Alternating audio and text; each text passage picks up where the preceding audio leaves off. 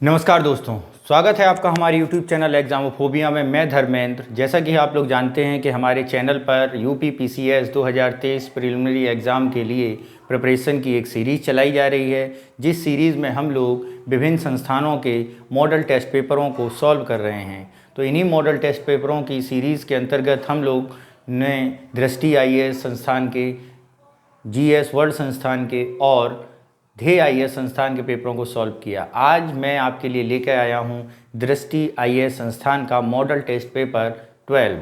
और चलो हम लोग देखते हैं मॉडल टेस्ट पेपर 12 दृष्टि IAS संस्थान का। ओके बच्चों,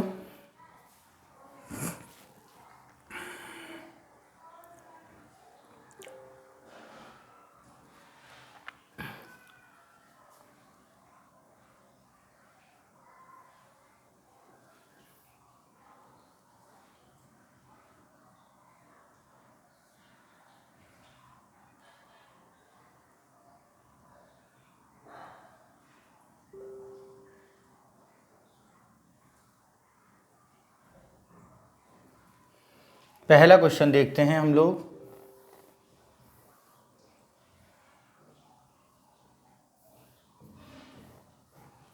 क्वेश्चन नंबर पहला क्या है? पहला क्वेश्चन इसे समझते हैं।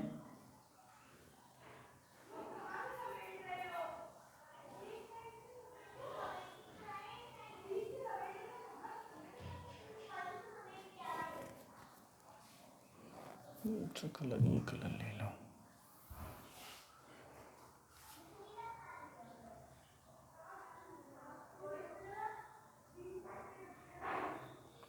पहला क्वेश्चन है वह अनोन्य क्रिया जहां एक जीव बिना किसी लागत या लाभ के दूसरे जीव को हानि पहुंचाता है कहलाती है। तो अनोन्य क्रिया के बारे में कहा जा रहा है, वह अनोन्य क्रिया जो किसी जीव को बिना किसी लागत या लाभ के दूसरे जीव को हानि पहुंचाती है कहलाती है। तो बच्चों ऑप्शन देखते हैं। ऑप्शन ए है असहज सहभोजता, बी है स्पर्धा, सी है प्रतिभक्षण और डी है सहजीविता। तो इसका आंसर बच्चों होगा असहभोजता। क्या कहलाती है बच्चों? असहभोजता। अगर हम यहाँ पे अलग अलग शब्दों के बारे में जानें, जैसे अगर हम स्पर्धा के बारे में जानें, स्पर्धा क्या होता है इसके बारे में समझें, उसको जरा देखते हैं स्पर्धा क्या होता है। तो बच्चों स्पर्धा बेसिकली होता है आबादी और प्रजातियों के बीच हानिकारक अनोन्य क्रिया। ये क्या होती है? हानिकारक अनोन्य क्रिया होती है। दो प्रजातियों के बीच, मनुष्यों के बीच हानिकारक अनोन्य क्रिया। ठीक है बच्चों, क्या होती है? हानिकारक अनोन्य क्रिया। प्रतिभक्षण के बारे में अगर हम बात करें तो प्रतिभक्षण क्या होती है? इसमें एक प्रजाति दूसरे की कीमत पर लाभान्वित होती है। यानी क्या होती है? एक प्रजाति दूसरे की कीमत पर, दूसरे की कीमत पर, यानी एक की मौत दूसरे के लिए भोजन का काम करती है। ठीक है बच्चों,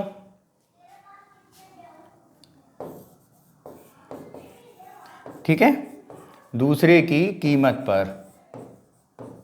ठीक। अगर हम बात करें सहजीविता तो एक दूसरे के प्रति, एक दूसरे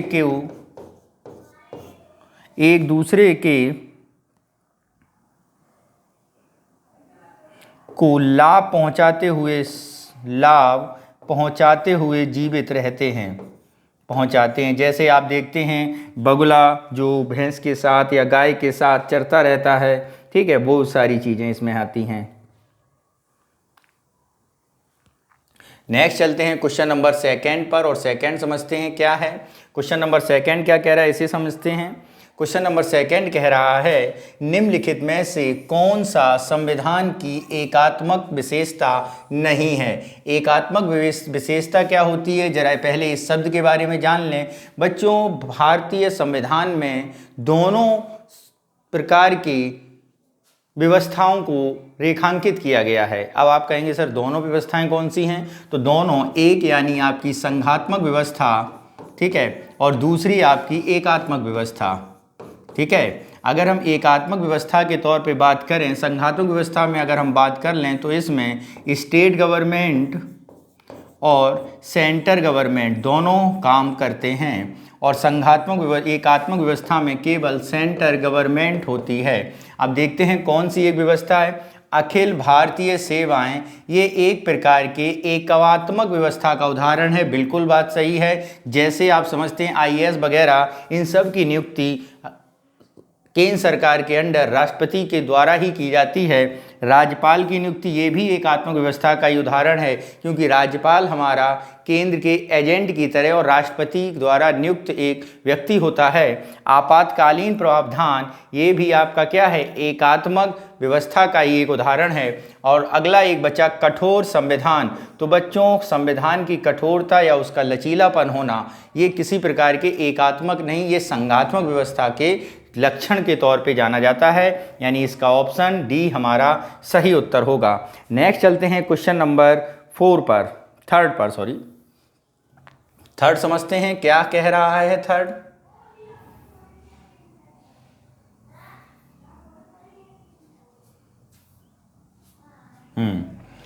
अयोध्या शोध संस्थान के बारे में निम्नलिखित कथनों पर विचार कीजिए। पहला, इसकी स्थापना 18 अगस्त 1996 को हुई थी। 2, यह विज्ञान और प्रौद्योगिकी विभाग के तहत एक स्वायत्त संस्थान है। ठीक है। 3, इसका उद्देश्य अयोध्या की गौरवशाली संस्कृति और परंपरा के बारे में जागरूकता बढ़ावा देना है। 4, यह श्री राम की गाथा को पौराणिक कथाओं से परे ले जाने और विश्व स्तर पर इसकी उपस्थिति स्थापित करने के उद्देश्य रखता है। तो बच्चों, यहाँ पर यदि हम बात करें तो यहाँ पर कौन कौन से कथन गलत हैं या कौन कौन से कथन सत्य हैं, इसके बारे में बात करें तो बच्चों, इसकी स्थापना 18 अगस्त 1996 में नहीं, कब हुई थी, 1986 में हुई थी। ठीक है। और ये प्रौद्योगिकी विभाग के अंतर्गत नहीं, ये भारत सरकार के संस्कृति विभाग के अंतर्गत, किसके बच्चों, आर्ट एंड कल्चरल डिपार्टमेंट के अंतर्गत है। ठीक है। तो यानी पहले दोनों तो हमारे गलत हो गए। दूसरा देखते हैं, अयोध्या की गौरवशाली संस्कृति, ये बात बिल्कुल सही है। और राम की गाथाओं को पौराणिक, ये भी बात बिल्कुल सही है। यानी ऑप्शन जो सही होंगे वो हमारे कौन कौन से हैं बच्चों, वो हमारे हैं ऑप्शन नंबर 3 और 4। अब हम देखते हैं कि कौन से ऑप्शन में 3 और 4 सुटेबल है। ए में दिया गया है 1 और 2, बी में दिया गया है 2 और 3, सी में दिया गया है 3 और 4 और डी में दिया गया है 1 और 4। तो बच्चों कौन सा ऑप्शन सही है, 3 तथा 4। नेक्स्ट चलते हैं क्वेश्चन नंबर अपने 4th के पास और देखते हैं 4th क्या कह रहा है, उसे समझते हैं।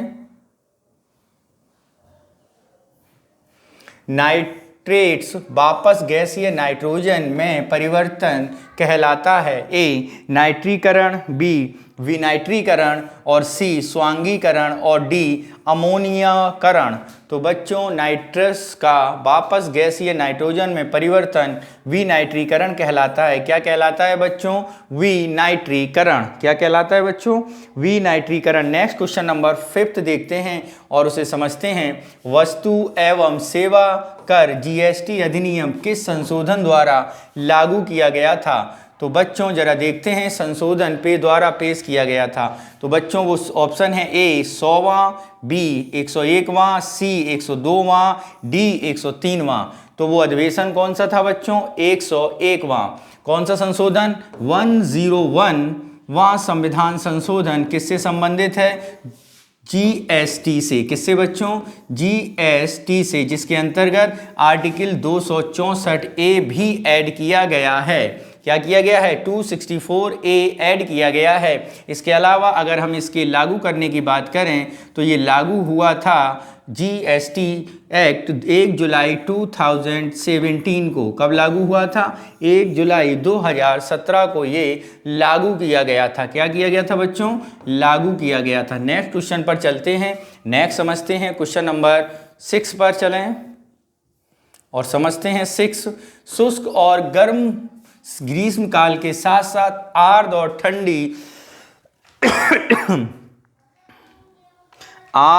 ठंडी सर्दियों की विशेषताएं हैं। ए सवाना घास के मैदान, बी मानसून क्षेत्र, सी समशीतोष्ण घास के मैदान, या डी भूमध्य सागरीय क्षेत्र। तो यहाँ पे बच्चों अगर हम बात करें शुष्क और गर्म ग्रीष्मकाल के साथ साथ आर्द्र और ठंडी सर्दियों का एहसास जिस जलवायु क्षेत्र में है वो है बच्चों आपकी भूमध्य सागरीय जलवायु। कौन सी बच्चों? भूमध्य सागरीय क्षेत्र में। नेक्स्ट चलते हैं क्वेश्चन नंबर A7 पर और देखते हैं 7 क्या कह रहा है। निम्नलिखित में कौन सा युग्म सही नहीं है? कौन सा बच्चों सही नहीं है, इसे देखना है। पहला है सिंधु घाटी सभ्यता स्थल है और जिला के बारे में बात की गई है। तो बच्चों अगर हम बात करें कौन सा स्थल सही नहीं है, इस पे ज़रा देखें तो बड़गांव को बताया गया है सहारनपुर, ठीक है, हुलास को बताया गया है बागपत, आलमगीरपुर को बताया गया है मेरठ और मंडी को बताया गया है मुजफ्फरनगर। तो बच्चों यहाँ पर अगर हम देखें कौन सा सुमेलित नहीं है तो बच्चों ये जो है आपका हुलास नगर वो कहाँ पर है बच्चों? वो है आपका सहारनपुर। कहाँ पर बच्चों? हुलास नगर कहाँ पर है बच्चों? सहारनपुर में। कहाँ है? सहारनपुर में। तो कौन सा सही सुमेलित नहीं है? तो बच्चों ये आपका सुमेलित नहीं है हुलास। और अगर हम बागपत में उस स्थल की बात करें तो बागपत वाले स्थल का नाम है सनौली। क्या नाम है बच्चों? सनौली नाम है। नेक्स्ट चलते हैं क्वेश्चन नंबर 8 पर और देखते हैं 8 क्या कह रहा है। जलवायु परिवर्तन के संबंध में अंतर सरकारी पैनल स्थापित किया गया था। ए विश्व मौसम विज्ञान संगठन द्वारा, बी संयुक्त राष्ट्र पर्यावरण कार्यक्रम द्वारा, सी जलवायु परिवर्तन पर संयुक्त राष्ट्र के फ्रेमवर्क के अभिसमय द्वारा। तो यहाँ पर बच्चों अगर हम बात करें जलवायु परिवर्तन के संबंधित सरकारी पैनल स्थापित किए गए थे। ए और बी दोनों बातें सही हैं, यानी ऑप्शन डी हमारा बिल्कुल सही होगा। नेक्स्ट क्वेश्चन नंबर चलते हैं क्वेश्चन नंबर 10 पर हम लोग और देखते हैं 10 में क्या बातें कही गई हैं और उसे सॉल्व करते हैं। 9 पर चलें, पहले 9 देखते हैं।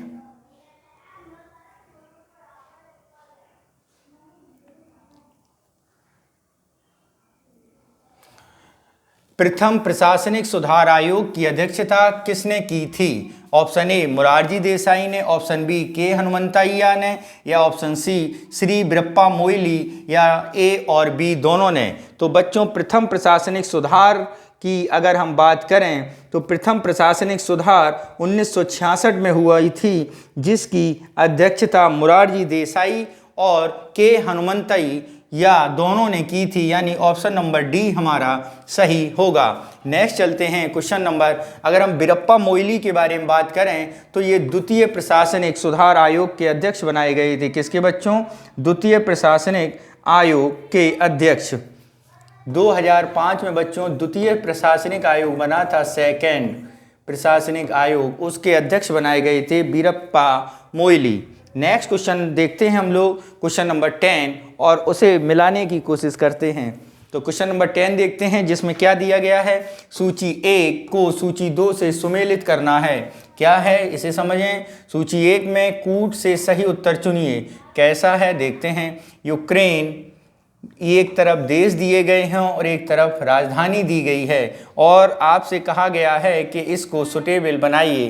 तो देखते हैं यूक्रेन की राजधानी बच्चों कीव है, नॉर्वे की राजधानी ओस्लो है, चिली की राजधानी सेंटियागो है, नीदरलैंड एम्स्टर्डम है। अगर हम इनको मिलाएं तो 3 1 4 2, 3 1 4 2। ए ऑप्शन दिया गया है 1 2 3 4, बी दिया है 3 2 4 1, सी दिया है 3 1 4 2, यानी हमारा सी उत्तर बिल्कुल सही होगा। नेक्स्ट चलते हैं क्वेश्चन नंबर 11 पर और समझते हैं 11 क्या कह रहा है और सॉल्व करते हैं। देखते हैं ए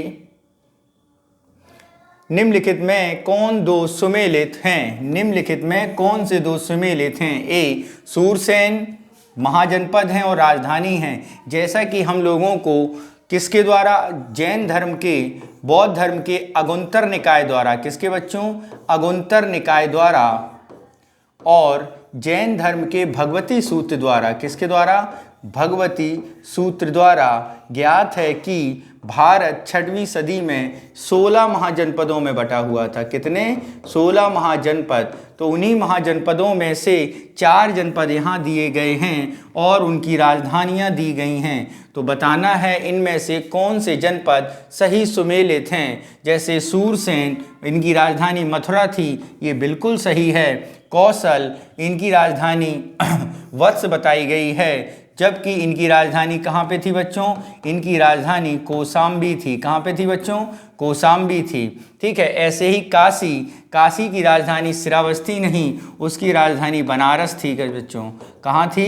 बनारस थी। यानी 2 और 3 गलत हैं और कुरु यानी दिल्ली यानी इंद्रप्रस्थ ये सही है। यानी ऑप्शन में जो सुमेलित 2 सुमेलित हैं वो 1 और 2 हैं। नीचे दिए गए ऑप्शन में देखते हैं कि 1 और 4 हैं। नीचे दिए गए ऑप्शन में देखते हैं कौन सा उत्तर सही होगा। ए में 1 और 2, बी में 1 और 4, सी में 2 और 3, डी में 2 और 4। तो ऑप्शन नंबर बी हमारा सही उत्तर होगा। नेक्स्ट चलते हैं क्वेश्चन नंबर 12 पर। 12 देखते हैं क्या है हमारा। पारिस्थितिकी संवेदनशील क्षेत्रों ESZ के संदर्भ में निम्नलिखित में से कौन सा कथन सही है? ए है पहला, यह पर्यावरण संरक्षण अधिनियम 1986 के तहत अधिसूचित किया है। दूसरा, संरक्षित क्षेत्र के आसपास ESZ की चौड़ाई 12 किलोमीटर तक की जा सकती है। इनमें से बताना है कौन सा कथन बच्चों बिल्कुल सही होगा। तो बच्चों यदि हम बात करें पर्यावरण संरक्षण अधिनियम 1986 के अंतर्गत ही ESZ परिभाषित किए गए हैं, ये बात बिल्कुल सही है। संरक्षित क्षेत्र के आसपास ESZ की चौड़ाई 12 किलोमीटर की होगी, ये बात यहाँ पे कही गई है। तो बच्चों वो चौड़ाई 10 किलोमीटर तक की जा सकती है। कितनी बच्चों? 10 किलोमीटर तक। कितनी? 10 किलोमीटर तक। यानी कथन नंबर 2 हमारा पूर्णतः गलत है। ऑप्शन में देखें क्या दिया गया है। पहला केवल 1, दूसरा 1 और 2, तीसरा केवल 2 और चौथा ना 1 ना 2। तो बच्चों इसका आंसर होगा पहला केवल 1। ठीक है। नेक्स्ट क्वेश्चन देखते हैं हम लोग। क्वेश्चन नंबर आपका आता है अब 13 पर। देखते हैं 13 क्या कह रहा है। भारतीय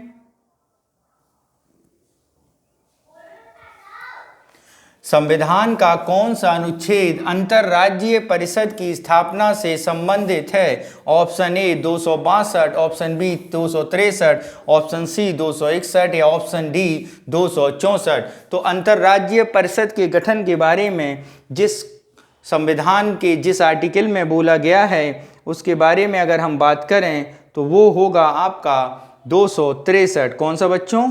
263 के बारे में ये बात कही गई है। ठीक है। तो कौन सा आंसर सही होगा? 263। ठीक है।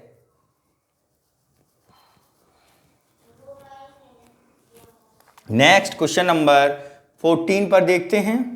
निम्नलिखित में से कौन सी ठंडी महासागरीय धारा है? A Gulf Stream, B Agulhas, C Kuroshio और डी कनेरी। तो बच्चों इनमें से गल्फ स्ट्रीम गर्म है, क्यूरोसियो गर्म है, अगुलहास गर्म है। अगर ठंडी की बात करेंगे तो बच्चों कौन सी है? कनेरी की धारा ठंडी है। नेक्स्ट चलते हैं क्वेश्चन नंबर 15 पर। आगरा शहर की स्थापना किसने की? ए शेरशाह सूरी, बी सिकंदर लोदी, सी हुमायूं और डी बहलोल लोदी।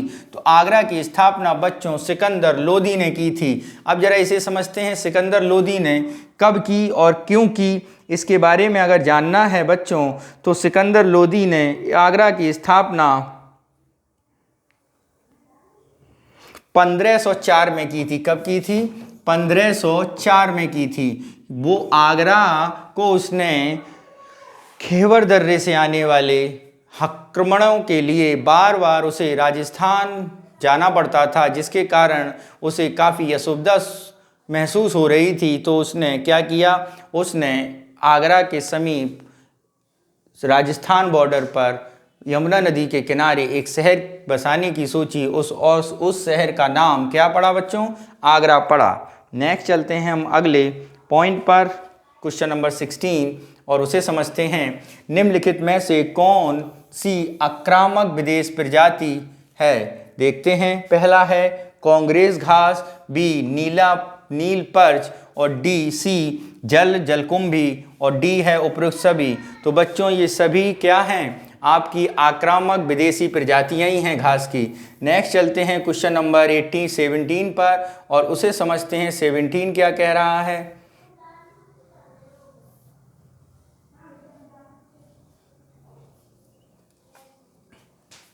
सूची 1 सूची 2 से सुमेलित कीजिए। सूचियों को नीचे दिए गए कूट का सही चयन कीजिए। सूची 1 महत्वपूर्ण निर्णय है, सूची 2 समय है। मेनका गांधी का जो आया था निर्णय वो 1978 का था। विशाखा के बारे में अगर हम बात करें तो 1997, लिली थॉमस के बारे में 2013, के.एस. पुट्टास्वामी के बारे में बात करें तो 2017। तो यानी आपका ऑप्शन बनेगा 1 3 2 4। 1 3 2 4। देखते हैं 2 1 4 3, 2 1 3 4, 1 3 2 4, यानी ऑप्शन नंबर सी हमारा सही उत्तर होगा। नेक्स्ट चलते हैं क्वेश्चन नंबर 18 पर और उसे समझते हैं।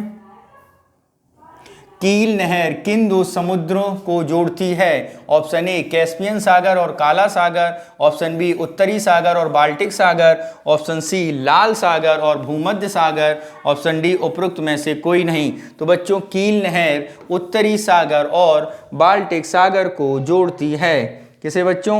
उत्तरी सागर और बाल्टिक सागर को जोड़ती है। नेक्स्ट क्वेश्चन नंबर 19 देखते हैं। निम्नलिखित में से कौन सा निर्भया कोष के बारे में सही है? नंबर ए यह एक गैर व्यक्तिगत निधि है, बी कुछ पहलों के लिए सभी राज्यों और केंद्र शासित प्रदेश के लिए फंडिंग पैटर्न 60:40 है, वित्त मंत्रालय नोडल एजेंसी है, उपरोक्त में से कोई नहीं। तो निर्भया कोष के बारे में ये पहला नंबर बिल्कुल सही होगा। क्या होगा? पहला नंबर बिल्कुल सही होगा। यदि इसके अन्य बातों पर ध्यान दें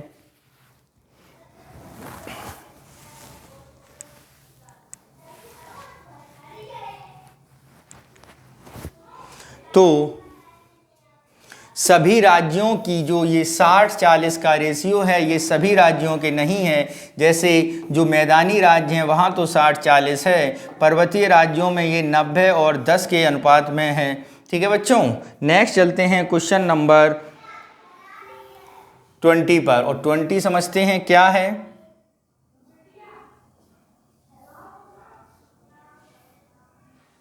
सूची 1 को सूची 2 से सुमेलित कीजिए। नीचे दिए गए कूट से सही उत्तर का चयन कीजिए। सूची 1 में प्रजाति हैं, सूची 2 में संकेतक हैं। सूची ए स्टोन फ्लाई ऑक्सीजन,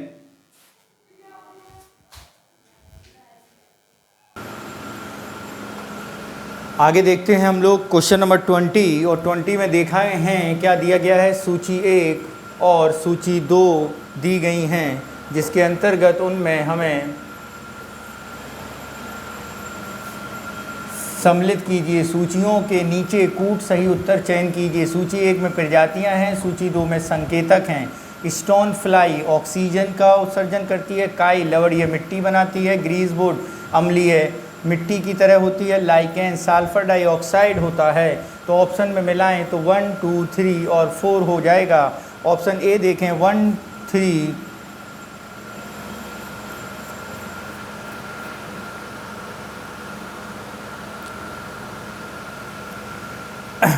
तो काई को समझें तो काई अम्लीय मिट्टी होती है और ग्रीसवुड को देखें तो ग्रीस लवणीय मिट्टी होती है। तो ऑप्शन देखें तो 1 3 2 1 3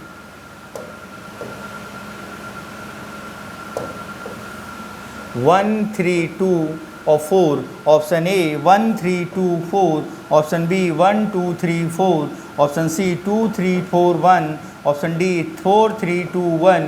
यानी जो सही उत्तर होगा वो हमारा होगा 2 4 3 1। नेक्स्ट चलते हैं क्वेश्चन नंबर 21 पर और 21 देखते हैं हम लोग।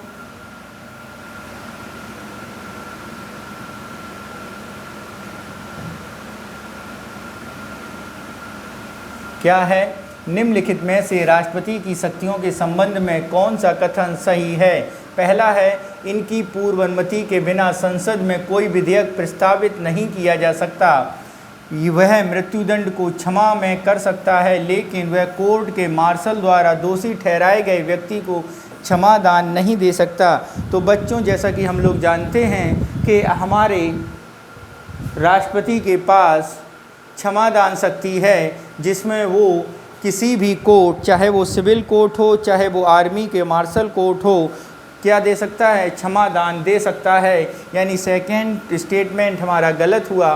पहला देखते हैं, इनकी पूर्व अनुमति के बिना संसद में ये कंडीशन केवल धन विधेयक के लिए है कि कोई विधेयक, धन विधेयक ही केवल राष्ट्रपति की पूर्व अनुमति से आता है, बाकी अन्य विधेयक राष्ट्रपति की पूर्व अनुमति की आवश्यकता नहीं होती है। यानी पहला स्टेटमेंट भी हमारा क्या है? गलत है। कूट देखते हैं, केवल एक, ए में है, बी में एक और दो है, सी में केवल दो है, डी में ना एक ना दो, यानी ऑप्शन नंबर डी हमारा सही होगा। नेक्स्ट चलते हैं क्वेश्चन नंबर 22 पर और देखते हैं 22 क्या कह रहा है। 22 कह रहा है, परमादेश रिट का अर्थ। पहला, ए हम आज्ञा देते हैं, बी वर्जित करना, सी किस अधिकार से, या डी शरीर सहित पेश करना। तो यहाँ पे ऑप्शन कौन सा सही होगा? परमादेश का मतलब होता है सुप्रीम कोर्ट आदेश दे रही है, यानी ऑप्शन ए हमारा सही उत्तर होगा। नेक्स्ट चलते हैं क्वेश्चन नंबर 23, निम्नलिखित में से किसने कार्बन बॉर्डर टैक्स प्रस्तावित किया है? ऑप्शन ए संघाई सहयोग संगठन, ऑप्शन बी यूरोपीय सहयोग, ऑप्शन सी अंटार्कटिक परिषद, ऑप्शन डी उत्तर अटलांटिक संधि संगठन। तो बच्चों, ये अगर हम बात करें तो कार्बन बॉर्डर टैक्स यूरोपीय संघ द्वारा आरोपित किया गया है। नेक्स्ट क्वेश्चन चलते हैं क्वेश्चन नंबर 24 पर, निम्नलिखित युग्मों में से कौन सा एक सही सुमेलित नहीं है? क्या सही सुमेलित नहीं है? ये है जीव मंडल, रिजर्व और राज्य दिए गए हैं। तो ज़रा देखते हैं कौन सा सुमेलित नहीं है। देहांग देवांग ये अरुणाचल प्रदेश में बताया गया है, सिमलीपाल राजस्थान में बता रहा है, शेषाचल आंध्र प्रदेश में बता रहा है, नौकरेक ये मेघालय में बता रहा है। तो बच्चों, अगर हम देखें तो सिमलीपाल जो है वो राजस्थान में नहीं, वो कहाँ पर है बच्चों? वो उड़ीसा में है। कहाँ है? उड़ीसा में। नेक्स्ट क्वेश्चन नंबर 25 पर देखते हैं हम लोग। 25 क्या कह रहा है? प्रधानमंत्री को प्राइस इंटर पारिस किसने कहा था? ए राम से मयूर, सी बी मनरो, या डी लॉर्ड मॉर्ले, या डी H.J. लॉस्की। तो प्रधानमंत्री को प्राइम्स इंटर पारिस कहा गया है सुप्रीम लॉर्ड मार्ले द्वारा। अगर हम इस प्राइम्स इंटर पारिस के बारे में बात करें, क्या इसका अर्थ है? तो बच्चों, इसका अर्थ होता है कैबिनेट अर्क का स्टोन। क्या मतलब होता है? कैबिनेट आर्क का स्टोन। कैबिनेट आर्क का स्टोन क्या होता है? Lord Morley. नेक्स्ट 26 पर देखते हैं और समझते हैं 26 में क्या बोल रहा है। तो बच्चों, 26 कह रहा है, महायान बौद्ध धर्म के संदर्भ में निम्नलिखित में से कौन सा कथन सही है? एक, यह बौद्ध की मूर्ति पूजा में विश्वास करते थे। 2, ध्यान महायान बौद्ध धर्म के जैन संप्रदाय की सबसे विशिष्ट विशेषता है। तो बच्चों, यहाँ पर ये दोनों कथन क्या हैं? पूर्णतः सत्य हैं, क्योंकि चौथी संगति के बाद बौद्ध धर्म 2 संप्रदायों में बट गया था। एक हीनयान कहलाया, दूसरा महायान कहलाया। ठीक है बच्चों, तो यहाँ पे दोनों कथन सत्य हैं। ऑप्शन देखते हैं, ए में केवल एक, बी में एक और दो, सी में केवल 2 और डी में ना एक ना 2। तो बच्चों, यहाँ पे बी ऑप्शन हमारा बिल्कुल सही होगा। नेक्स्ट क्वेश्चन पर चलते हैं, क्वेश्चन नंबर 27 पर सॉरी, और देखते हैं 27 क्या कह रहा है और उसे समझते हैं। डिजिटल कॉमर्स के लिए ओपन नेटवर्क ONDC स्थापित किया गया है। ए, भारतीय दूरसंचार नियामक प्राधिकरण द्वारा, बी, केंद्रीय सूचना आयोग द्वारा, सी, उद्योग और आंतरिक व्यापार संवर्धन के विभाग द्वारा, डी विज्ञान और प्रौद्योगिकी विभाग द्वारा। तो बच्चों डिजिटल कॉमर्स ओपन नेटवर्क स्थापित किया गया है उद्योग और संचार आंतरिक व्यापार संवर्धन विभाग द्वारा। नेक्स्ट क्वेश्चन नंबर 28 देखते हैं। देवराय, देवरहाटी और देवगुड़ी महत्वपूर्ण पवित्र उपवन हैं। कहाँ पर हैं ये? ए झारखंड के, बी उत्तराखंड के, सी मेघालय के या डी महाराष्ट्र के। तो बच्चों ये महत्वपूर्ण पवित्र उपवन महाराष्ट्र के हैं। कहाँ पर हैं बच्चों? महाराष्ट्र में। नेक्स्ट क्वेश्चन नंबर चलते हैं क्वेश्चन नंबर 29 पर। क्वेश्चन नंबर 29, मंत्रिपरिषद की सलाह को राष्ट्रपति के लिए कौन सा अनुच्छेद बाध्यकारी बनाता है? तो मंत्रिपरिषद की सलाह के लिए राष्ट्रपति को option A 73 article, option B 74 article, option C 75 article या ऑप्शन डी 76 आर्टिकल। तो मंत्रिपरिषद की सलाह राष्ट्रपति के लिए बाध्यकारी है, वो है आपका आर्टिकल 74। नेक्स्ट क्वेश्चन चलते हैं क्वेश्चन नंबर 30 पर और उसे समझते हैं। निम्नलिखित राजवंशों पर विचार कीजिए, उन्हें उनके शासन के कालानुक्रमिक क्रम के में व्यवस्थित कीजिए। ए हर्यक, बी शिशुनाग, तीन नंद और डी मौर्य। तो बच्चों अगर हम बात करें तो हर्यक वंश सबसे पहले आया, हर्यक को मारा जिसने, वो आपका कौन कहलाया? नंद वंश कहलाया। शिशुनाग, फिर शिशुनाग आया, फिर नंद आया, फिर आपका फोर्थ यानी मौर्य आई। ठीक है बच्चों, तो ऑप्शन बनता है 1, 2, 3 और 4। तो देखते हैं किस में मिल रहा है। 2, 1, 3 और 4 ए में, 1, 2, 3 और 4 बी में, 3, 2, 4 फर्स्ट ए सी में, फर्स्ट 4 3 2 डी में। तो ऑप्शन बी हमारा बिल्कुल सटीक बैठता है। नेक्स्ट क्वेश्चन चलते हैं क्वेश्चन नंबर 31। अर्थव्यवस्था की स्थिति रिपोर्ट जारी की गई किसमें? नीति आयोग द्वारा, बी विश्व बैंक द्वारा, सी केंद्रीय सांख्यिकी कार्यालय द्वारा या डी भारतीय रिजर्व बैंक द्वारा। तो अर्थव्यवस्था की स्थिति यानी इकोनॉमिक सर्वे कौन जारी करता है? आर्थिक सर्वे आरबीआई जारी करता है, यानी डी ऑप्शन हमारा सही होगा। नेक्स्ट क्वेश्चन नंबर 32 देखते हैं और उसको समझते हैं।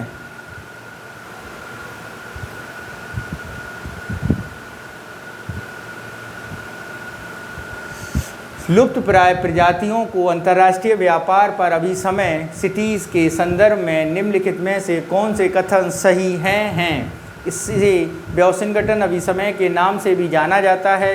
प्रत्येक संरक्षित प्रजाति या जनसंख्या को 5 सूचियों में से एक में शामिल किया जाता है। यदि हम यहाँ पे बात करें अपने स्टेटमेंटों की, तो जो स्टेटमेंट सबसे सटीक है तो वो आपका पहला स्टेटमेंट बिल्कुल सही है। कौन सा बच्चों? पहला स्टेटमेंट। यदि हम दूसरे स्टेटमेंट की बात करें तो दूसरे स्टेटमेंट की बारे में बताएं तो बच्चों प्रत्येक संरक्षित प्रजाति जनसंख्या को 5 सूची नहीं, इन सूचियों की संख्या है कितनी? 3 सूचियों की संख्या है में शामिल किया जाता है। अगर यहाँ पे हम ऑप्शन की बात करें यानी एक ऑप्शन कहाँ पे सही होगा इसके बारे में देखें तो ए में कहा गया है केवल 1, बी में कहा गया है 1 और 2, सी में कहा गया है केवल 2, डी में कहा गया है ना 1 ना 2। तो यानी यहाँ पे ए ऑप्शन हमारा बिल्कुल सही होगा। नेक्स्ट चलते हैं क्वेश्चन नंबर 33 पर और उसे समझते हैं। 33 क्या कह रहा है?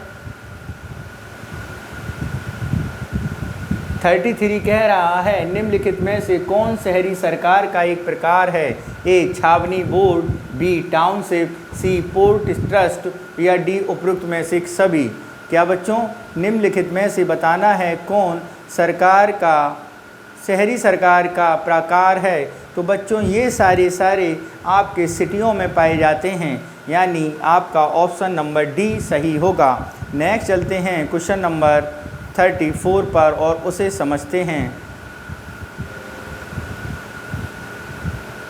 सूची 1 तथा सूची 2 को सुमेलित कीजिए। सूचियों के नीचे कूट का उत्तर चयन कीजिए। ए बौद्ध परिषद दी गई है, सूची 2 में अध्यक्ष दिए गए हैं। अगर हम प्रथम सूची की बात करें, बौद्धम बौद्ध संगति किसकी अध्यक्षता में हुई थी? तो बच्चों वो हुई थी महाकश्यप की। दूसरी अध्यक्षता में बात करें तो सवाकामी की। तीसरी की बात करें तो मोगली पुत्र तिस्स की। और चौथी की बात करें तो वासुमित्र की अध्यक्षता में हुई थी। यानी 1 2 3 4। अगर यहीं पर हम यदि इनके राजाओं के बारे में बात कर लें कि कौन सी राजा या कौन के शासनकाल में हुई थी, तो बच्चों सबसे पहली बौद्ध संगति भगवान बुद्ध के मरने के तुरंत बाद अजातशत्रु के काल में हुई थी। पहली कौन राजा था? अजातशत्रु। दूसरे की अगर हम बात करें तो दूसरे में आपका एक काला अशोक थे। कौन थे बच्चों? काला अशोक। तीसरे की बात करें तो बच्चों इसमें अशोक थे। ठीक है। चौथे की बात करें तो बच्चों यहाँ पे कनिष्क के शासनकाल में हुई थी। ठीक है। अगर हम यहाँ पे आपको देखें जो ऑप्शन बना है वो 1 2 3 4 बना है, तो ए में 1 2 3 4 है, यानी हमारा ए ऑप्शन ही सही हो जाएगा। नेक्स्ट चलते हैं क्वेश्चन नंबर 35 पर और इसे देखते हैं क्या है।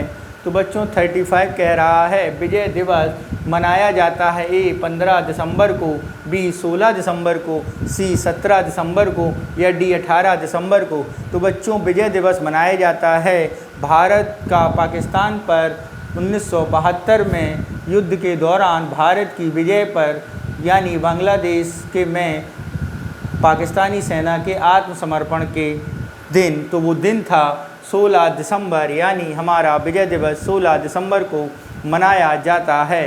नेक्स्ट चलते हैं क्वेश्चन नंबर अपना क्या है,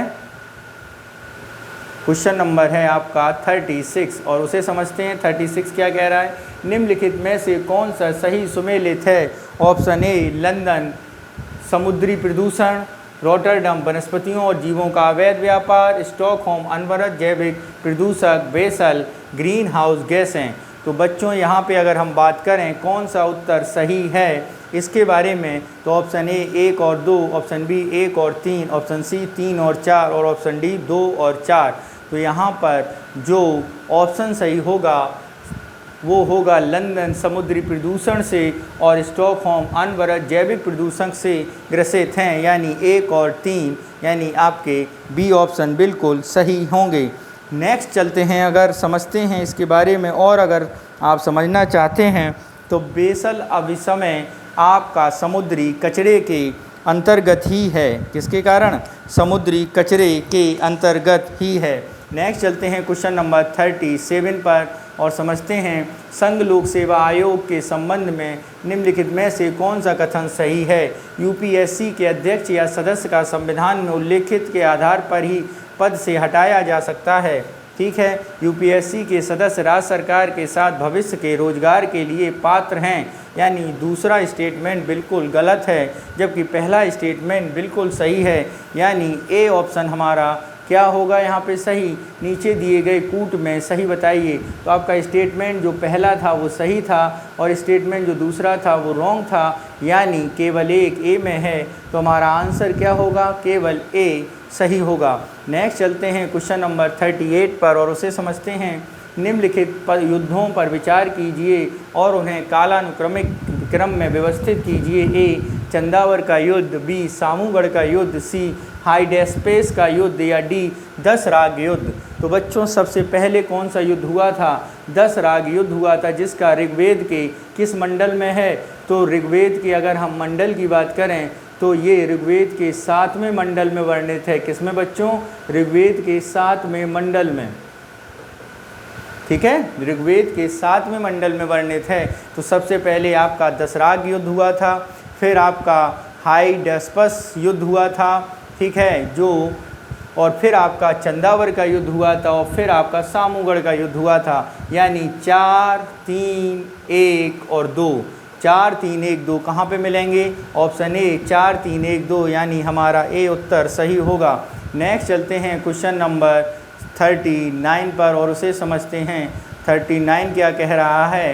तो बच्चों 39 है नवीनतम विमान सुरक्षा रैंकिंग के अनुसार भारत की रैंकिंग क्या है? ए 48वीं, बी 50वीं, सी 44वीं या डी 53वीं। तो बच्चों नवीनतम विमान सुरक्षा रैंकिंग के अनुसार भारत की रैंक जो है वो है 48वीं। कितनी है बच्चों? 48वीं। नेक्स्ट क्वेश्चन पर चलते हैं। क्वेश्चन नंबर 40 पर वर्ष 2001 में क्योटो प्रोटोकॉल के तहत निम्नलिखित में से किसकी स्थापना की गई थी? ए हरित जलवायु कोष की, बी अनुकूलन निधि की, सी वैश्विक पर्यावरण कोष की या डी उपरोक्त में से कोई नहीं। तो किसकी की गई थी बच्चों? अनुकूलन कोष निधि की गई थी।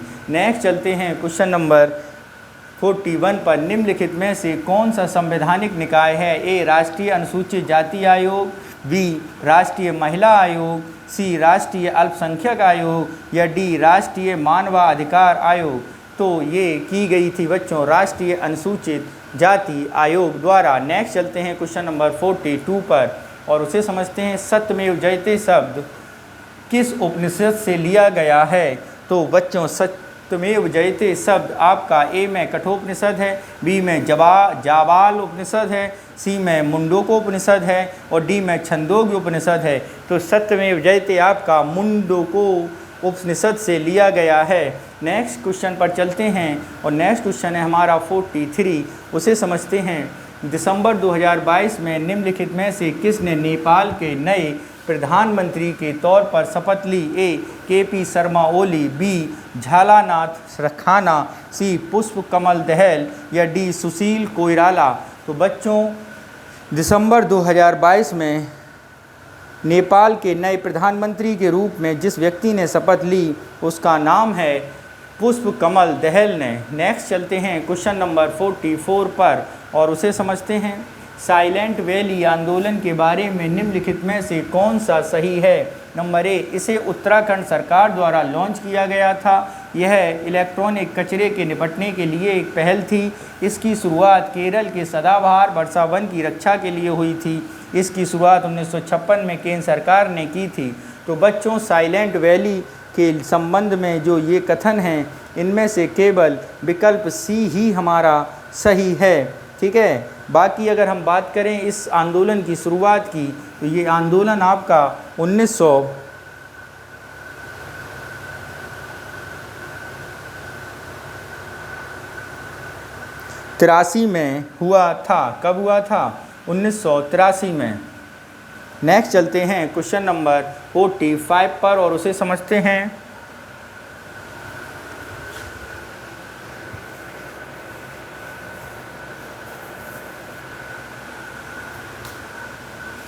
क्वेश्चन नंबर 45 देखते हैं सर।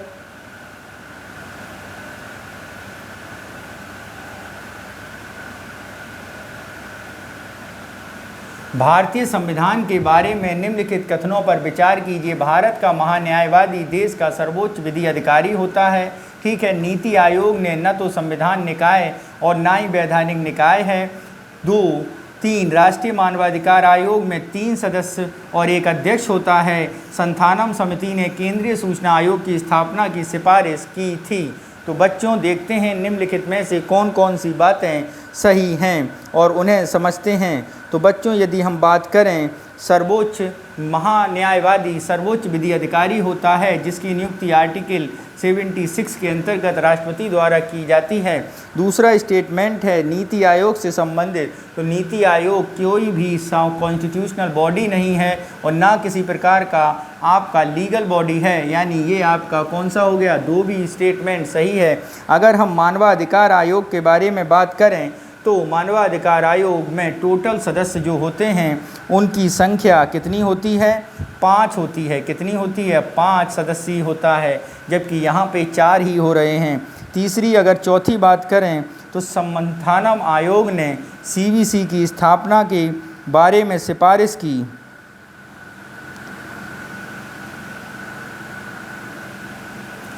किसके बारे में की थी? केंद्रीय सतर्कता आयोग की, न कि केंद्रीय सूचना आयोग की। ये क्या है आपका? सतर्कता आयोग की स्थापना के बारे में बोला था, यानी ये भी गलत, ये भी गलत, यानी पहला और दूसरा सही है। ए में दिया गया है 1 और 2, यानी ऑप्शन नंबर ए हमारा हो जाएगा। नेक्स्ट चलते हैं क्वेश्चन नंबर 46 पर देखते हैं। क्वेश्चन नंबर 46 क्या कह रहा है? विशिष्ट द्वैतवाद सिद्धांत के संस्थापक कौन थे? ए माधवाचार्य, बी वल्लभाचार्य, सी आदि शंकर या डी रामानुजाचार्य। तो विशिष्ट द्वैतवाद के संस्थापक बच्चों थे रामानुजाचार्य। नेक्स्ट चलते हैं क्वेश्चन नंबर 47 पर और देखते हैं क्या कह रहा है। हॉर्मोज जल डमरू मध्य स्थित है। ए अदन की खाड़ी के मुहाने पर, बी मैक्सिको की खाड़ी के मुहाने पर, डी ओमान की खाड़ी के मुहाने पर या डी फारस की खाड़ी के मुहाने पर। तो हॉर्मोज जल संधि फारस की मुहाने की खाड़ी पर ही स्थित है। किस पर स्थित है बच्चों? फारस की खाड़ी पर। नेक्स्ट चलते हैं क्वेश्चन नंबर अपने 48 पर। किस पर बच्चों? 48 पर। और उसे देखते हैं 48 क्या कह रहा है, उसे समझते हैं हम लोग। 48 कह रहा है क्या एक ही खेत में दो या दो से अधिक फसलों को उगाना पहली फसल के विकास के बाद दूसरी फसल के रोपण को कहा जाता है। ए रो इंटरक्रॉपिंग, बी स्ट्रिप क्रॉपिंग, सी रेले क्रॉपिंग या डी रेले क्रॉपिंग। तो इसे कहा जाता है बच्चों रिले क्रॉपिंग। नेक्स्ट चलते हैं क्वेश्चन नंबर 49 पर और उसे समझते हैं। विसल ब्लूअर संरक्षण अधिनियम 2014 के संबंध में निम्नलिखित में से कौन सा कथन सही है? ए यह विशेष सुरक्षा पर लागू नहीं होता है।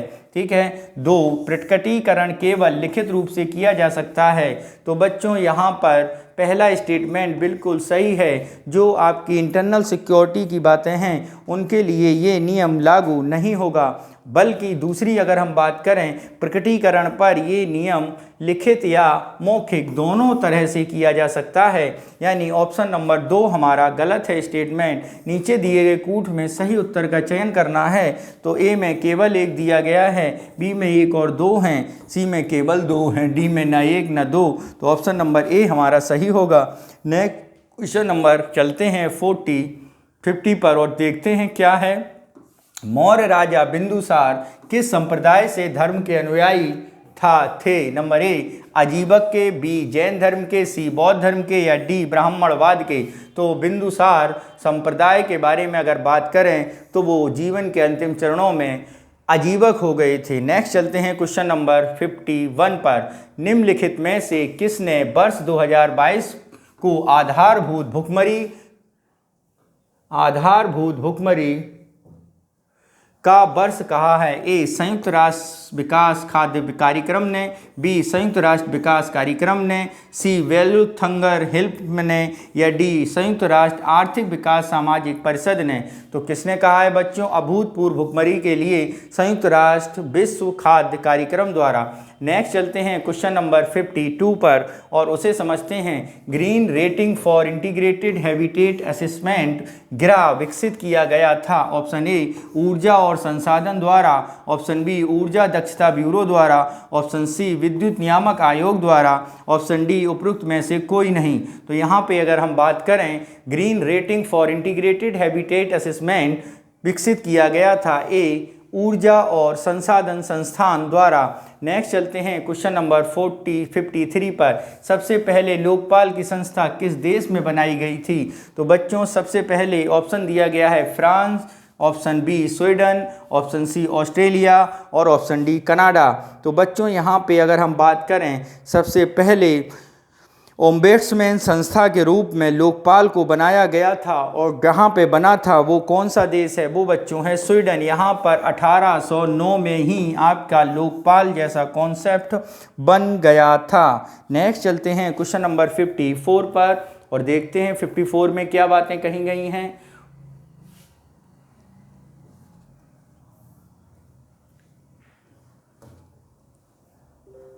सम्राट अकबर के संदर्भ में निम्नलिखित में से कौन सा कथन सही है? एक यह उन्होंने हिंदुओं पर लगे जजिया कर को समाप्त किया, सही बात है। उन्होंने धार्मिक चर्चाओं के लिए इबादत खाने की स्थापना की, ये भी बात सही है। अगर हम बात करें कि अकबर ने ऐसा काम कब कब किया था, तो बच्चों अकबर द्वारा जजिया कर समाप्त किया गया था और अकबर द्वारा इबादत खाने की स्थापना भी की गई थी। तो ये दोनों स्टेटमेंट सही है। ऑप्शन देखते हैं। ए में केवल 1, बी में 1 और 2, सी में केवल 2, डी में न 1 न 2। तो दोनों बातें सही हैं, यानी बी ऑप्शन हमारा सही है। नेक्स्ट चलते हैं क्वेश्चन नंबर 55 पर। Striving for clean air pollution and public health in south Asia वाली रिपोर्ट जारी की गई। ए, जलवायु परिवर्तन से संबंधित अंतर सरकारी पैनल द्वारा, बी, विश्व बैंक द्वारा, सी, संयुक्त राष्ट्र पर्यावरण कार्यक्रम द्वारा, या डी, विश्व स्वास्थ्य संगठन द्वारा। तो अंतर सरकारी ये शुरू की गई है विश्व बैंक द्वारा। किसके द्वारा बच्चों? विश्व बैंक द्वारा। नेक्स्ट चलते हैं क्वेश्चन नंबर 56 पर और उसे समझते हैं हम लोग। निम्नलिखित में से कैल्प वन किस वायुम का उदाहरण है? किस वायुम का उदाहरण है? ऑप्शन ए स्थलीय, ऑप्शन बी मृदुजल, ऑप्शन सी समुद्री, या ऑप्शन डी उपरोक्त में से कोई नहीं। तो कैल्प वन किस वायुम का उदाहरण है बच्चों? वो समुद्री वायुम का उदाहरण है। नेक्स्ट चलते हैं क्वेश्चन नंबर 57 पर। निम्नलिखित में से किस संशोधन ने सहकारी समितियों को संवैधानिक दर्जा दे दिया था? तो बच्चों निम्नलिखित में से किसने सहकारी दिया था? ए 73वें, बी 77वें, सी 93 में और डी 97 में। तो बच्चों 97वां संविधान संशोधन 2011 में हुआ था, जिसने सहकारी समितियों को संवैधानिकता का दर्जा दे दिया था। नेक्स्ट देखते हैं क्वेश्चन नंबर 8 पर क्या दिया गया है, इसे समझते हैं।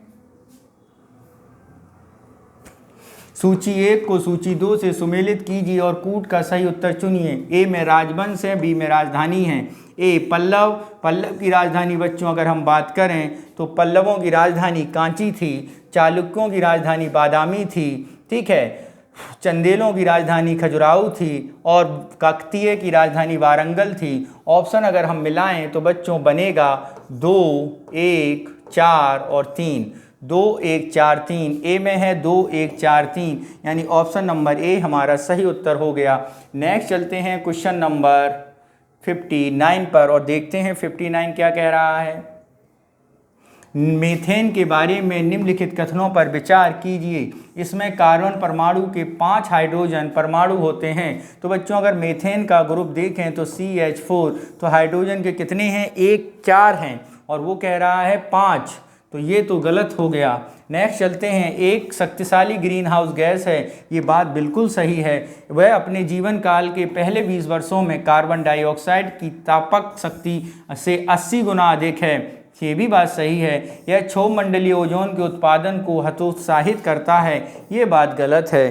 तो ऑप्शन की अगर हम बात करें तो कौन कौन सी बातें सही हैं? तो बच्चों बातें 2 और 3 बातें सही हैं। ए में दिया है 1 और 2, बी में 2 और 3, सी में 3 और 4, ए में 1 और 4। तो ऑप्शन नंबर बी हमारा सही होगा। नेक्स्ट चलते हैं क्वेश्चन नंबर 60 पर और देखते हैं 60 क्या कह रहा है। निम्नलिखित में से किसने पारिस्थितिकी तंत्र और जैव विविधता के अर्थशास्त्र का अध्ययन किया? ए पवन देश सुखदेव ने, बी वंदना शिवा ने, सी रॉबन बनर्जी ने, या डी तुलसी गोड़ा ने। तो पारिस्थितिकी तंत्र और जैव विविधता के अर्थशास्त्र का अध्ययन पवन सुखदेव द्वारा किया गया है। नेक्स्ट क्वेश्चन चलते हैं क्वेश्चन नंबर 61। निम्नलिखित में से कौन शास्त्रीय भाषा नहीं है? Option A Tamil, option B Sanskrit, option C Telugu और ऑप्शन डी उर्दू। तो शास्त्रीय भाषा बच्चों उर्दू नहीं है। नेक्स्ट चलते हैं क्वेश्चन नंबर 62 पर और 62 को समझते हैं और देखते हैं 62 क्या कह रहा है। विजयनगर साम्राज्य के बारे में निम्नलिखित कथनों पर विचार कीजिए। यहाँ 5 अलग अलग राजवंश शामिल थे। ओके, देखते हैं। इसकी स्थापना हरिहर और बुक्का ने की थी, ये बात बिल्कुल सही है। कृष्णदेवराय तुलुक वंश के थे, ये भी बात बिल्कुल सही है। तालीकोटा का युद्ध वर्ष 1585 में लड़ा गया था। अगर हम इस बात में बात करें तो तालीकोटा का युद्ध 1585 में नहीं 1565 में लड़ा गया था, जिसने विजयनगर साम्राज्य को समाप्त कर दिया था। और यहाँ पर अगर हम वंशों की बात करें तो ये वंशों की संख्या 5 नहीं 4 थी। तो ऑप्शन की अगर हम बात करें कौन से सही होंगे? ए में 1 और 4 है, बी में 2 और 3 है, सी में 3 और 4 है, डी में 1 और 2 है। तो यहाँ पे 3 और 2 सही हैं, यानी बी ऑप्शन सही होगा। नेक्स्ट चलते हैं क्वेश्चन नंबर 63 पर और समझते हैं 63 क्या कह रहा है। निम्नलिखित में से कौन सा जैविक विविधता का पर अभिसमय CBD के बारे में सही नहीं है? देखते हैं भाई कौन सा सही नहीं है। यह कानूनी रूप से बाध्यकारी संधि नहीं है। ओके। दूसरा, यह वर्ष 1993 में लागू हुई, बात सही है। इसका सचिवालय मॉन्ट्रियल कनाडा में है, ये भी सही है। यह जैव विविधता की रक्षा के लिए दिशा निर्देश निर्धारित करता है। तो बच्चों यहाँ पे अगर हम बात करें तो ए ऑप्शन हमारा सही होगा, क्योंकि ये कानूनी रूप से बाध्यकारी संधि है, नहीं है। नेक्स्ट चलते हैं क्वेश्चन नंबर 69 पर 4 पर। निम्नलिखित में से कौन सी भारत की सबसे ऊंची पर्वत चोटी है? तो यहाँ पे बात की जा रही है कौन सी की, तो बात करते हैं K2 Godwin Austen, B Nanda Devi, C Kamet या डी कंचनजंगा। तो बच्चों अगर हम भारत की सबसे ऊंची चोटी के बारे में बात करेंगे तो भारत की सबसे ऊंची चोटी के तौर पर हम लोग जिस चोटी का नाम देते हैं वो है आपकी K2 गॉडविन ऑस्टिन। जबकि भारत में अगर हम बात करेंगे तो सिक्किम में स्थित ये कौन सी है, कंचनजंगा आएगी, और ये आपकी POK में स्थित है। ठीक है बच्चों, नेक्स्ट हम चलते हैं 65 पर। भारतीय संविधान का कौन सा अनुच्छेद राष्ट्रीय शांति और सुरक्षा को बढ़ावा देने से संबंधित है? ए 48, बी 49, सी 50 या डी 51। तो अंतर्राष्ट्रीय शांति और सुरक्षा को बढ़ावा देने से संबंधित जो है वो है आपका 51। नेक्स्ट चलते हैं क्वेश्चन नंबर 61 पर। निम्नलिखित में से किस मुगल सम्राट ने बंगाल में अंग्रेजों को शुल्क मुक्त व्यापार की सुविधा दे दी थी? ए फर्रुखसियर, बी हुमायूं, सी अकबर या डी जहां। तो बच्चों फर्रुखसियर द्वारा 1717 में फ्री ट्रेड दे दिया गया था। ठीक है बच्चों, नेक्स्ट चलते हैं क्वेश्चन नंबर 67 पर। IUCN की रेड लिस्ट के तहत नारकोंडम हॉर्नबिल को सूचीबद्ध किया गया है। ए सुभेद्य, बी गंभीर रूप से संकटग्रस्त, सी संकटग्रस्त, डी कम चिंतनीय। तो बच्चों यहाँ पे है आपका सुभेद्य सही उत्तर, यानी हॉर्नबिल को क्या किया गया है, गंभीर संकटग्रस्त के तौर पे घोषित किया गया है। नेक्स्ट चलते हैं क्वेश्चन नंबर 68 पर और देखते हैं 68 क्या कह रहा है। सूची 1 और सूची 2 को सुमेलित करना है। पहला क्या दिया गया है, सूची 1 में द्वाब हैं, सूची 2 में स्थित क्षेत्र हैं। तो बिस्ट की अगर हम बात करें तो ब्यास और सतलज है। बारी की अगर बात करें, बारी, ब्यास और रावी है। रचना की अगर बात करें, रावी और चिनाब है। छाछ की अगर बात करें, चिनाब और झेलम है। यानी अगर 1 हुआ, 4 हुआ, ठीक है, 3 हुआ और 2 हुआ, 1 4 3 2। तो ऑप्शन ए में 1 3 2 4, बी में 1 4 3 2, सी में 2 3 4 1, डी में 1 3 4, यानी बी ऑप्शन हमारा सही उत्तर होगा। नेक्स्ट चलते हैं क्वेश्चन नंबर 69 पर और उसे समझते हैं 69 क्या कह रहा है। निम्न लाइकेन के संदर्भ में निम्नलिखित में से कौन सा कथन सही है?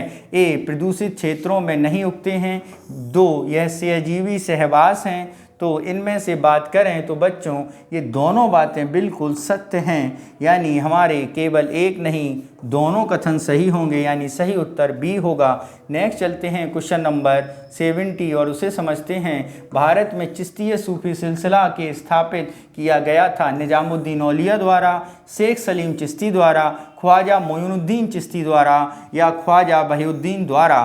तो बच्चों भारत में चिश्ती सूफी सिलसिला ख्वाजा मोइनुद्दीन चिश्ती अजमेर वाले के द्वारा शुरू किया गया था। इनकी दरगाह कहाँ है? इनकी दरगाह बच्चों अजमेर में है। ठीक है, इनकी दरगाह के बारे में बात करें तो इनकी दरगाह आपकी फतेहपुर सीकरी में है। और निज़ामुद्दीन औलिया की दरगाह की बात करें तो ये आपके दिल्ली में स्थित है। ठीक है बच्चों, नेक्स्ट चलते हैं अगले क्वेश्चन नंबर 71 पर। डेयर टू ड्रीम प्रतियोगिता की शुरू की गई थी। ए CV रमन की स्मृति में, बी होमी जे भाभा की स्मृति में, या डी APJ अब्दुल कलाम की स्मृति में, या डी विक्रम साराभाई की स्मृति में। तो बच्चों डेयर टू ड्रीम प्रतियोगिता APJ अब्दुल कलाम की स्मृति में शुरू की गई थी। नेक्स्ट चलते हैं क्वेश्चन नंबर 72 पर, समझते हैं। ए धूपगढ़ कौन सी चेटियाँ सतपुड़ा रेंज में हैं? जरा देखें, 1 धूपगढ़ है, 2 अमरकंटक है, 3 रामगढ़ की पहाड़ी और 4 कल सुबाई है। तो बच्चों यदि हम बात करें कौन सी पहाड़ी सतपुड़ा रेंज में स्थित है। तो बच्चों यहाँ पर जो पहाड़ियाँ दी गई हैं उसमें कौन सी पहाड़ी स्थित है? तो यहाँ पे धूपगढ़ सतपुड़ा की सबसे ऊंची रेंज है। ठीक है, अमरकंटक सतपुड़ा में ही स्थित है जहाँ से नर्मदा नदी निकलती है। रामगढ़ पहाड़ी की अगर बात करें बच्चों, तो बच्चों रामगढ़ जो पहाड़ी है वह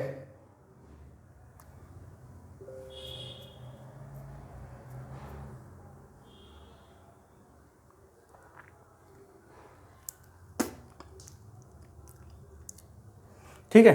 तो ऑप्शन देखते हैं, केवल 1 और 2, केवल 1 2 3, केवल 2 और 4, 3 और 4। तो बच्चों 2 ही पहाड़ियाँ हैं यहाँ पर, 1 और 2। कल सुबाई आपके पश्चिमी घाट की है, रामगढ़ आपकी अरावली क्षेत्र में स्थित है। नेक्स्ट चलते हैं क्वेश्चन नंबर 73। न्यूक्लियस की खोज किसने की? Robert Hooke, Anton Leeuwenhoek, Robert Brown और R.H. व्हीटर। तो न्यूक्लियस की खोज जिस व्यक्ति ने की वो हैं आपके रॉबर्ट ब्राउन। नेक्स्ट चलते हैं क्वेश्चन नंबर 74। पाल वंश के संस्थापक कौन थे? ए गोपाल, बी भोज, सी धर्मपाल, सी देवपाल। तो पाल वंश के संस्थापक बच्चों थे गोपाल। नेक्स्ट चलते हैं अगले, और ये जो गोपाल वंश किसके लिए जाना जाता है? वो जाना जाता है बच्चों त्रिगुट संघर्ष के लिए, त्रिपक्षीय संघर्ष या त्रिगुट संघर्ष के लिए। ठीक है, त्रिगुट में कौन कौन था अगर उसकी बात करें तो पाल थे, ठीक है, राष्ट्रकूट थे, ठीक है बच्चों, और गुर्जर थे। नेक्स्ट चलते हैं क्वेश्चन नंबर 75 पर। निम्नलिखित में से मेजर ध्यानचंद खेल रत्न पुरस्कार मिला है? ए साथियाना गणेशना शेखरन को, बी हरमीत देसाई को, सी सुतुर्थी मुखर्जी को या अंचिता शरत कमल को। तो ये दिया गया है बच्चों अंचिता शरत कमल को। किसे दिया है बच्चों? अंचिता शरत कमल को। और अंचिता शरत कमल को ये उपहार दिया गया है टेबल टेनिस के लिए। किसके लिए बच्चों? टेबल टेनिस के तौर पर इन्होंने राष्ट्रमंडल खेलों में भारत के लिए उत्कृष्ट प्रदर्शन किया था। नेक्स्ट चलते हैं क्वेश्चन नंबर 76 पर और उसे समझते हैं 76 क्या कह रहा है। 76 है, चिल्का झील के संदर्भ में निम्नलिखित में से कौन से कथन सही हैं? यह भारतीय उपमहाद्वीप की सबसे बड़ी लवणीय झील है। 2, यह विश्व की सबसे बड़ा लेगून है। तो बच्चों ये दूसरा स्टेटमेंट बिल्कुल गलत है। ये विश्व की सबसे बड़ी लेगून झील नहीं है। ठीक है, विश्व की सबसे बड़ी लेगून झील के बारे में अगर हम बात करेंगे तो विश्व की सबसे बड़ी लेगून झील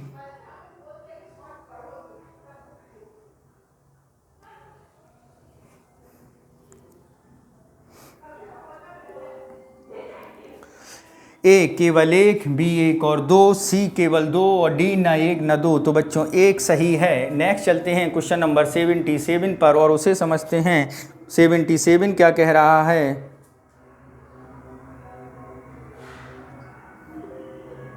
77 समझते हैं। वर्णकों के संदर्भ में निम्नलिखित में से कौन सा कथन सही है? यह पशु कोशिका प्लास्टिड्स मौजूद होता है। ये 2, ल्यूकोप्लास्ट फूलों और फलों के रंग प्रदान करता है। नीचे दिए गए कूट का सही उत्तर चुनिए। ए केवल 1, बी 1 और 2, सी केवल 2 या डी न 1 न 2। तो बच्चों पशु कोशिका में प्लास्टिड्स नहीं होता है, ये आपके पादप कोशिका में होता है। किसमें बच्चों? पादप कोशिका में। ल्यूकोप्लास्ट फूलों और फलों को रंग प्रदान करता है। तो अगर हम इसकी बात करें ल्यूकोप्लास्ट के बारे में तो बच्चों ल्यूकोप्लास्ट फलों और फूलों को रंग प्राप्त नहीं करता, बल्कि फलों और फूलों को रंग प्राप्त करने के लिए होता है क्रोमोप्लास्ट। क्या बच्चों? क्रोमोप्लास्ट। ठीक है, नेक्स्ट चलते हैं क्वेश्चन नंबर, यानी आपका डी ऑप्शन सही होगा। लाख बख्श के नाम से जाना जाता है। ओ ए कुतुबुद्दीन, बी अकबर, सी इल्तुतमिश या डी रजिया सुल्तान। तो लाख बख्श के बारे में, कुतुबुद्दीन के बारे में कहा जाता है क्योंकि ये प्रतिदिन 1 लाख दान देता था। कितना देता था? 1 लाख, इसलिए इसको टाइटल दिया गया था लाख बख्श। नेक्स्ट चलते हैं क्वेश्चन नंबर 74। मुद्रास्फीति से निपटने के लिए आरबीआई द्वारा उपयोग की जाने वाली सामान्य विधियां कौन सी हैं? ए बैंक दर नीति, बी विमुद्रीकरण, सी खुला बाजार परिचालन या डी उपरोक्त सभी। तो मुद्रास्फीति से निपटने के लिए आरबीआई इन चारों टूल्स पर काम करती है। नेक्स्ट चलते हैं क्वेश्चन नंबर 80 पर। अंडमान और निकोबार द्वीप समूह अलग होते हैं डंकन पास द्वारा, 10 डिग्री चैनल द्वारा, सैम्ब्रोवन चैनल द्वारा या पाक जलडमरू मध्य द्वारा। तो वो अलग होते हैं 10 डिग्री चैनल द्वारा। नेक्स्ट चलते हैं क्वेश्चन नंबर 81 पर। कोस्का सिद्धांत किसने प्रतिपादित किया था? ए थियोडोर स्वान ने, बी मैथियास स्लाइडेन ने या डी रोडोल्फ विर्चो ने या उपरोक्त सभी। तो बच्चों यदि हम कोस्का सिद्धांत के बारे में यहाँ पे बात करें कौन सा इसमें सही होगा, तो बच्चों कोस्का सिद्धांत जिस व्यक्ति ने दिया था उनके लिए ये चारों स्टेटमेंट लोगों ने मिलके काम किया था कोस्का सिद्धांत के लिए, यानी उपरोक्त सभी हमारा बिल्कुल सही होगा। नेक्स्ट चलते हैं क्वेश्चन नंबर 82 पर। धमेक स्तूप निम्नलिखित में से किस स्थान पर स्थित है? ए सारनाथ, बी सांची, सी पाटलिपुत्र या डी उपरोक्त में से कोई नहीं। तो धमेक स्तूप बच्चों सारनाथ में स्थित है। किसमें बच्चों? सारनाथ में स्थित है, जहां ऋषि पहुंचे ऋषिपट्टनम। नेक्स्ट चलते हैं क्वेश्चन नंबर 83 पर और उसे समझते हैं।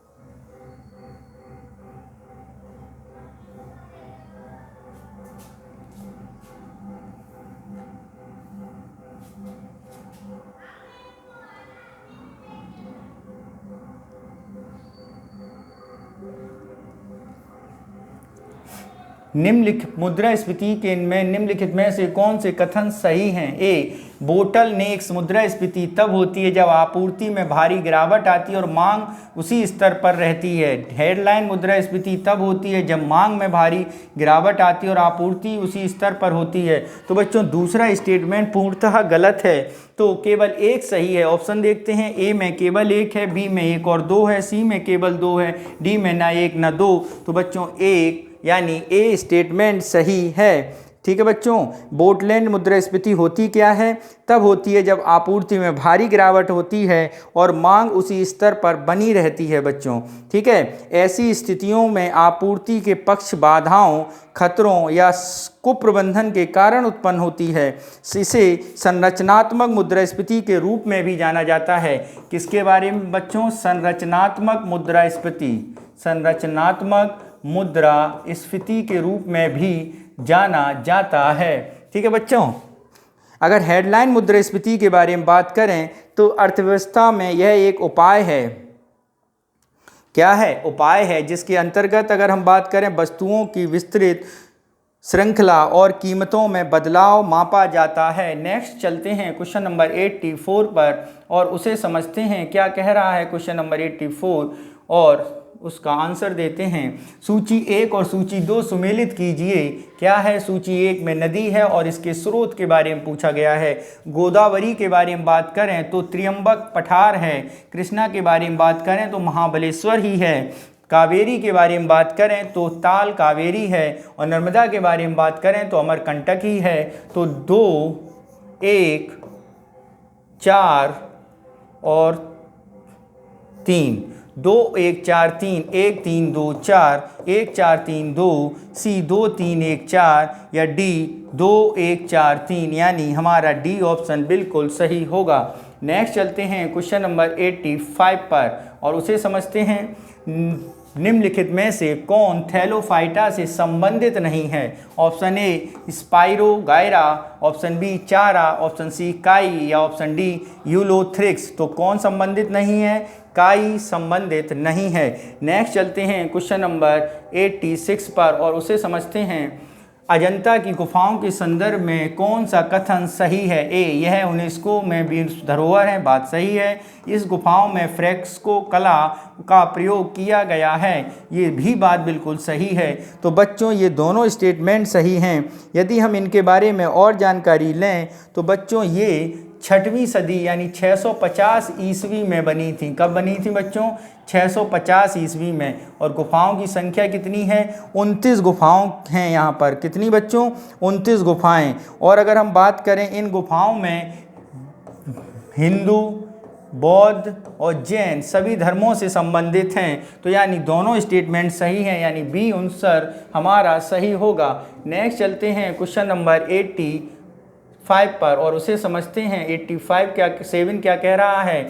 निम्नलिखित में से कौन सा युग्म सही सुमेलित नहीं है? ए घर्षण बेरोजगारी, यह नौकरी से दूसरे में स्थानांतरित होने की अवधि में के दौरान अस्थायी बेरोजगारी है, बात सही है।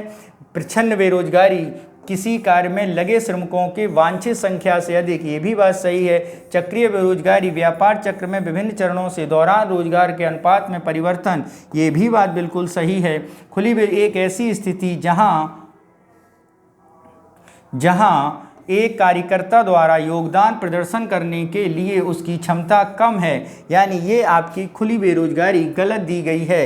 यदि हम खुली बेरोजगारी के बारे में बात करें तो बच्चों खुली बेरोजगारी क्या होती है उसके बारे में बताएं तो लोगों को काम तब नहीं मिलता जब वे ऐसा करने में सक्षम हैं और ऐसा करने के लिए तैयार होते हैं, तो ऐसी बेरोजगारी को खुली बेरोजगारी होती है। जैसे मेरा मन है काम करने का और मुझे काम उपलब्ध नहीं है, तो उस समय मेरी बेरोजगारी खुली बेरोजगारी की श्रेणी में आएगी बच्चों। नेक्स्ट चलते हैं क्वेश्चन नंबर 88 पर और उसे समझते हैं। तत्कालीन योजना आयोग द्वारा भारत को कितने कृषि क्षेत्रों में बांटा? इस पे ध्यान दें। कृषि क्षेत्रों में, कृषि जलवायु क्षेत्रों में। क्या बच्चों? कृषि जलवायु क्षेत्रों में। Option A 15, option B 20, option C 10, option D 25। तो कितनों में बांटा गया है बच्चों? 15 में बांटा गया है। कितने में बच्चों? 15 में बांटा गया है। नेक्स्ट क्वेश्चन नंबर 89 देखते हैं बच्चों। क्या? 89 और उसे समझते हैं।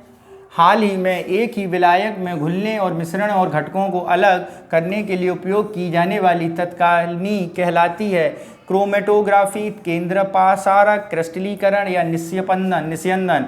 तो घटकों को अलग करने के लिए जो प्रणाली का उपयोग होता है उसे बोलते हैं क्रोमेटोग्राफी। नेक्स्ट क्वेश्चन नंबर 19 उसे समझते हैं। क्या कह रहा है क्वेश्चन नंबर 19? सूची 1 और सूची 2 को सुमेलित कीजिए। सूची 1 को सही उत्तर चुनिए। ऐतिहासिक स्थल और स्थिति। विरूपाक्ष मंदिर हम्पी में है। बृहदेश्वर मंदिर तंजावुर में है। कंदरिया महादेव का मंदिर खजुराहो में है। पालीताना का मंदिर भावनगर गुजरात में है। तो अगर हम बात करें तो 1, अगर हम बात करें तो 3, बात करें तो 2 और बात करें तो 4, यानी 1 3 2 4, 1 2 3 4 गलत। ठीक है, 3 2 4 1 गलत, 1 3 2 4 यानी सी ऑप्शन हमारा सही होगा। नेक्स्ट चलते हैं क्वेश्चन नंबर 91। क्या कह रहा है उसे समझते हैं। भारत में संचित निधि के कथनों पर विचार करिए। इस कोष का गठन भारतीय संविधान के अनुच्छेद 280 नहीं, ये 267 में है। असाधारण मदों को छोड़कर सरकार द्वारा प्राप्त और उसके द्वारा किए गए व्यय संचित निधि का हिस्सा हैं, सही बात है। इसमें किसी भी राशि को निकासी के लिए संसदीय अनुज्ञा तक नहीं, बिल्कुल आवश्यक है, ये बात गलत है। सरकार समस्त व्यय भारत संचित निधि से करती है, ये बात बिल्कुल सही है। अगर हम बात करें यहाँ पर कौन से कथन सही हैं तो बच्चों यहाँ पे 2 और 4 सही ऑप्शन देखें। 1 और 2, बी 2 और 4, सी 1 और 3, डी 3 और 4 यानी बी ऑप्शन हमारा बिल्कुल सही होगा। नेक्स्ट चलते हैं क्वेश्चन नंबर 92 पर और देखते हैं निम्नलिखित में से किस मिट्टी को ऊसर मिट्टी के नाम से जाना जाता है। ए काली मिट्टी, बी लवणीय मिट्टी, सी शुष्क मिट्टी, डी वन मिट्टी। तो किस मिट्टी को जाना जाता है बच्चों? लवणीय मिट्टी को ऊसर मिट्टी के नाम से जाना जाता है। नेक्स्ट चलते हैं क्वेश्चन नंबर 93। इलेक्ट्रॉन की खोज किसने की? ए गोल्डस्टीन, बी रदरफोर्ड, सी जे थॉमस, बी जेम्स चैडविक। तो इलेक्ट्रॉन की खोज की थी जे थॉमसन ने। यहाँ पर एक आपको ट्रिक बता दें, सीधी करनी है याद, ईंट पर नच। क्या बच्चों? ईंट पर नच, यानी ई फॉर इलेक्ट्रॉन खोज की थॉमसन ने, ठीक है। पी फॉर प्रोटॉन खोज की रदरफोर्ड ने, ना फॉर न्यूट्रॉन और खोज की चैडविक ने, ठीक है बच्चों। तो आपका आ गया सारा।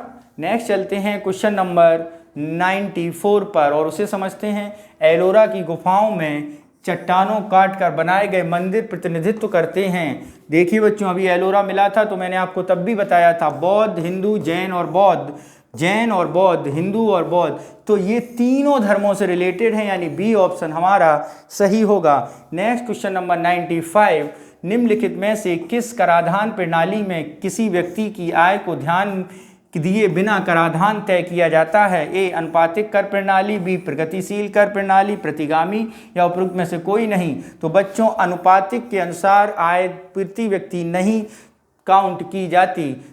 गोदना, टैटू बनवाना निम्नलिखित में से किस जनजाति का अभिन्न अंग है? ए बुक्सा, बी बिरहोर, सी बेगा या डी जारवा। तो किसका बच्चों? बेगा के अंतर्गत ये आता है। नेक्स्ट चलते हैं क्वेश्चन नंबर 97 पर और उसे समझते हैं। 97 क्या कह रहा है? अम्ल के संदर्भ में निम्नलिखित में से कौन सा कथन सही है? यह नीले लिटमस पेपर को लाल में परिवर्तित कर देता है। यह एक प्रोटॉन डोनेट कर सकता है। तो ऑप्शन में अगर हम बात करें तो बच्चों ये दोनों बातें पूर्णतः अम्ल के लिए सही हैं, केवल एक नहीं, दोनों कथन आएंगे, यानी बी हमारा सही उत्तर होगा। नेक्स्ट चलते हैं क्वेश्चन नंबर 98 पर। अशोक का निम्नलिखित में से किस शिलालेख में कलिंग विजय का वर्णन है? तो बच्चों अशोक का ऑप्शन ए शिलालेख 2, ऑप्शन 2 शिलालेख बी 212, ऑप्शन सी शिलालेख 7 या ऑप्शन डी शिलालेख 13। तो किसमें बच्चों? शिलालेख 13 में है। नेक्स्ट चलते हैं क्वेश्चन नंबर 99 पर और देखते हैं निम्नलिखित में से कौन सा अप्रत्यक्ष कर का उदाहरण नहीं है? ऑप्शन ए केंद्रीय उत्पाद शुल्क, ऑप्शन बी बिक्री कर, ऑप्शन सी सीमा शुल्क, ऑप्शन डी वंशानुक्रम कर। तो बच्चों वो कर अप्रत्यक्ष कर की श्रेणी में आता है जो जिस पर लगता है वो ना भार उसका देकर किसी अन्य व्यक्ति द्वारा उसको चुकाया जाए। तो बच्चों यहाँ पर डी ऑप्शन हमारा बिल्कुल सही होगा। नेक्स्ट चलते हैं क्वेश्चन नंबर 100। सूखा प्रवण क्षेत्र कार्यक्रम निम्नलिखित में से किस वर्ष शुरू किया गया था? ए 1982, बी 1975, सी 1986 या डी 1973। तो सूखाग्रस्त प्रवण क्षेत्र किया गया था बच्चों 1973 में। नेक्स्ट चलते हैं क्वेश्चन नंबर 101 और देखते हैं वह हाइड्रोकार्बन जहां सभी कार्बन परमाणुओं के बीच एकल बंधन होता है एक रूप में जाना जाता है। ए संतृप्त हाइड्रोकार्बन, बी असंतृप्त हाइड्रोकार्बन, सी एरोमेटिक या डी उपयुक्त में से कोई नहीं। तो बच्चों एकल बंध के अंतर्गत जाना जाता है वो है आपका संतृप्त हाइड्रोकार्बन, यानी ऑप्शन नंबर ए हमारा बिल्कुल सही होगा। नेक्स्ट चलते हैं क्वेश्चन नंबर 102 पर और देखते हैं 102 क्या कह रहा है।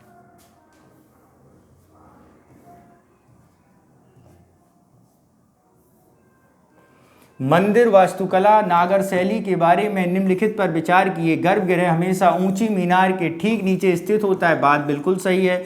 उड़ीसा खजुराहो सोलंकी शैली के तहत विकसित किए गए हैं। ये भी बात सही है। उसमें मंदिर परिसर और तालाबों की उपस्थिति शामिल है।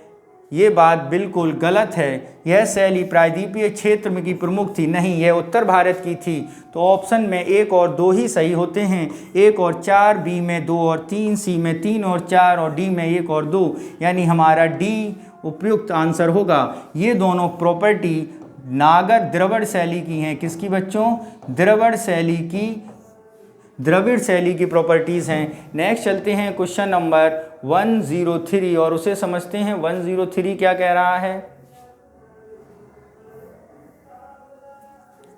राजकोषीय उत्तरदायित्व बजट प्रबंधन FRBM अधिनियम के निम्नलिखित में से कौन से कथन सही हैं? इसका उद्देश्य वित्तीय अनुशासन स्थापित कर बनाना है, सही बात है। राजकोषीय घाटे को कम करना, ये बात पूर्णतः सत्य है। एन.के. सिंह समिति के गठन ने FRBM अधिनियम के कार्यान्वयन की समीक्षा की थी, ये भी बात बिल्कुल सही, यानी दोनों बातें सही हैं। तो ऑप्शन देखते हैं, केवल एक, बी में दोनों हैं, यानी बी हमारा उत्तर होगा। नेक्स्ट चलते हैं 104। निम्नलिखित में से कौन सी नदी कैलाश श्रेणी के चेमुआंगडोंग ग्लेशियर से उत्पन्न होती है? तो option A Sutlej, B Yamuna, C Brahmaputra और डी रामगंगा। तो तिब्बत के चेमियांगडुंग से आने वाली नदी हमारी ब्रह्मपुत्र है। नेक्स्ट चलते हैं 105 पर और उसे समझते हैं रबर वल्कनीकरण संदर्भ में निम्नलिखित में से कौन सा कथन सही है? यह प्राकृतिक रबर को गर्म करते समय सल्फर त्वरक के रूप में उपयोग करते हैं। ये बात बिल्कुल सही है। यह प्राकृतिक रबर को मजबूती और लोच प्रदान करता है। यह भी बात बिल्कुल सही है। ऑप्शन देखते हैं केवल एक, बी में 1 और 2, सी में केवल 2, डी में न 1 न 2। तो बच्चों ऑप्शन बी हमारा बिल्कुल सही उत्तर होगा। नेक्स्ट चलते हैं क्वेश्चन नंबर कितना 10, कालीघाट चित्रकला निम्नलिखित में से किस राज्य में लोकप्रिय थी? तो बच्चों कालीघाट चित्रकला ए पश्चिम बंगाल, बी उड़ीसा, सी सिक्किम, डी आंध्र प्रदेश। तो कहाँ पर थी बच्चों? पश्चिम बंगाल में आंसर सही होगा। नेक्स्ट चलते हैं क्वेश्चन नंबर 107।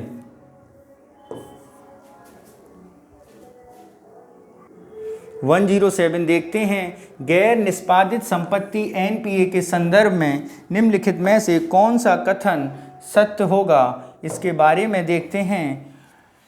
सही है। पहला, आरबीआई एनपीए किसी भी अग्रिम या ऋण के रूप में परिभाषित करता है 90 दिनों से अधिक अतिदेय हो। ये बात पूर्णतः सही है। ये एक संपत्ति का सब स्टैंडर्ड एसेट्स के रूप में वर्गीकृत किया जाता है।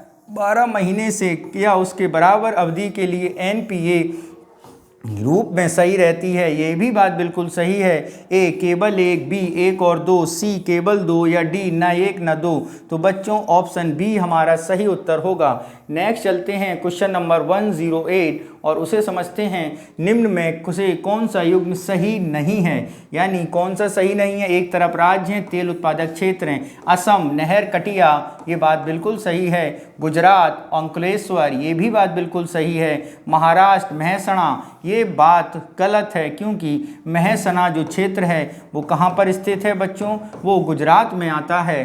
राजस्थान, बाड़मेर, यानी सी ऑप्शन हमारा सही होगा। नेक्स्ट चलते हैं क्वेश्चन नंबर 109। निम्नलिखित में से कौन सा अपकेंद्रीयकरण का उदाहरण है? ए क्रीम निकालना, बी घुमाव मोड़ का चलाना, सी वॉशिंग मशीन या उपयुक्त सभी। तो अपकेंद्रीयकरण का उदाहरण ये सारे ही अपकेंद्रीय इंटरपिटल फोर्स के हैं, सेंट्रल पिटल फोर्स के। नेक्स्ट चलते हैं 10110। निम्नलिखित में से किस जानवर को सिंधु घाटी सभ्यता की पशुपति मोहर पे चित्रित नहीं किया गया है? ऑप्शन ए हाथी, ऑप्शन बी गैंडा, ऑप्शन सी ऊंट, ऑप्शन डी भैंस। तो बच्चों किसको नहीं है? ऊंट का नहीं है। अगर हम बात करें इनके अलावा किसका है तो बच्चों इनके अलावा बाघ का चित्र है। किसका चित्र है बच्चों? बाघ का। इसके अलावा बच्चों हिरण का चित्र है। ठीक है बच्चों, ये हैं आपके बिल्कुल सही बातें। नेक्स्ट चलते हैं क्वेश्चन नंबर 1112 पर। 1 मिनट।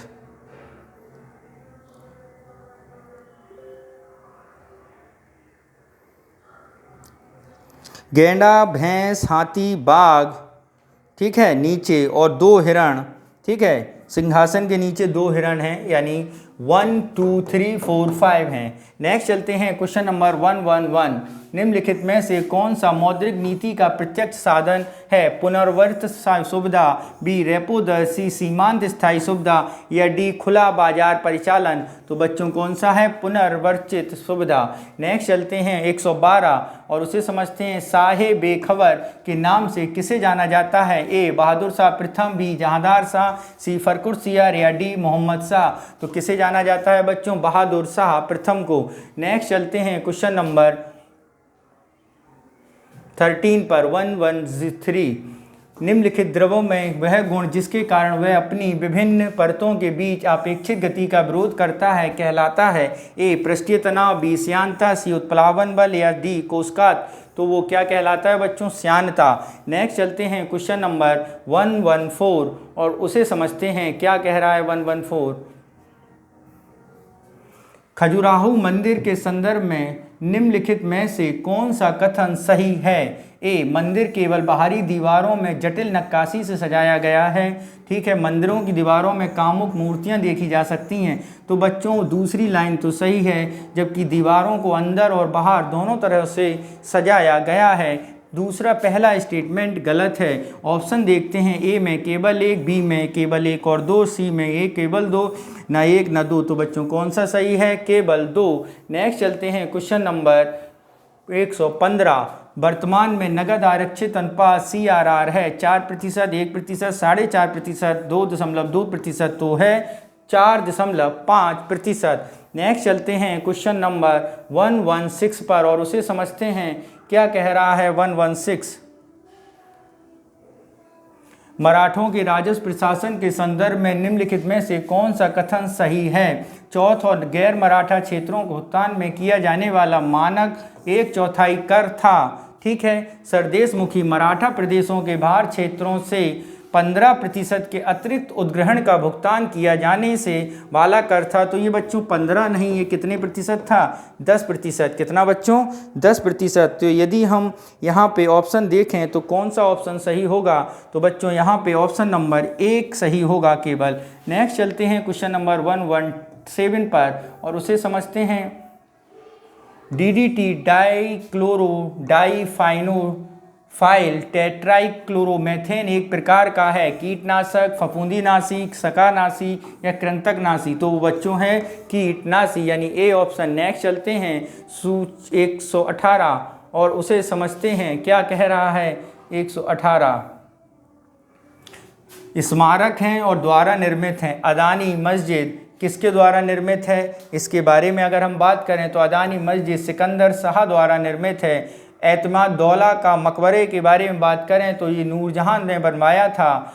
एतमाद दौला। 2.5 दिन के झोपड़े की बात करें तो कुतुबुद्दीन ऐबक ने, और अलाई दरवाज़ा की बात करें तो अलाउद्दीन खिलजी ने। तो ऑप्शन यहाँ पे 4, 1, 2 और 3, 4, 1, 2, 3। Option A 4, 1, 3, 2, option B 2, 2, 4, 1, option C 3, 3, 2, 4, option D 4, 1, 2, 3। तो ऑप्शन डी हमारा सही उत्तर होगा। नेक्स्ट चलते हैं क्वेश्चन नंबर 119 पर और उसे समझते हैं। निम्नलिखित में से किस वर्ष बाजार स्थिरीकरण योजना शुरू की गई? ए 2004, बी 2006, 5 या डी 2008। तो बच्चों बाजार स्थिरीकरण योजना 2004 में शुरू की गई थी। 120 देखते हैं। सैयद बंधुओं के संबंध में निम्न कथनों पर विचार करिए। वे हिंदुस्तानी पार्टी के नेता थे। ठीक है, उन्होंने फर्रुखसियर को अंधा कर दिया और अपदस्थ कर दिया और उनकी हत्या कर दी। ये भी बात बिल्कुल सही है। उन्होंने हिंदुओं के प्रति असहिष्णु नीति का पालन किया। उनका मराठों से संघर्ष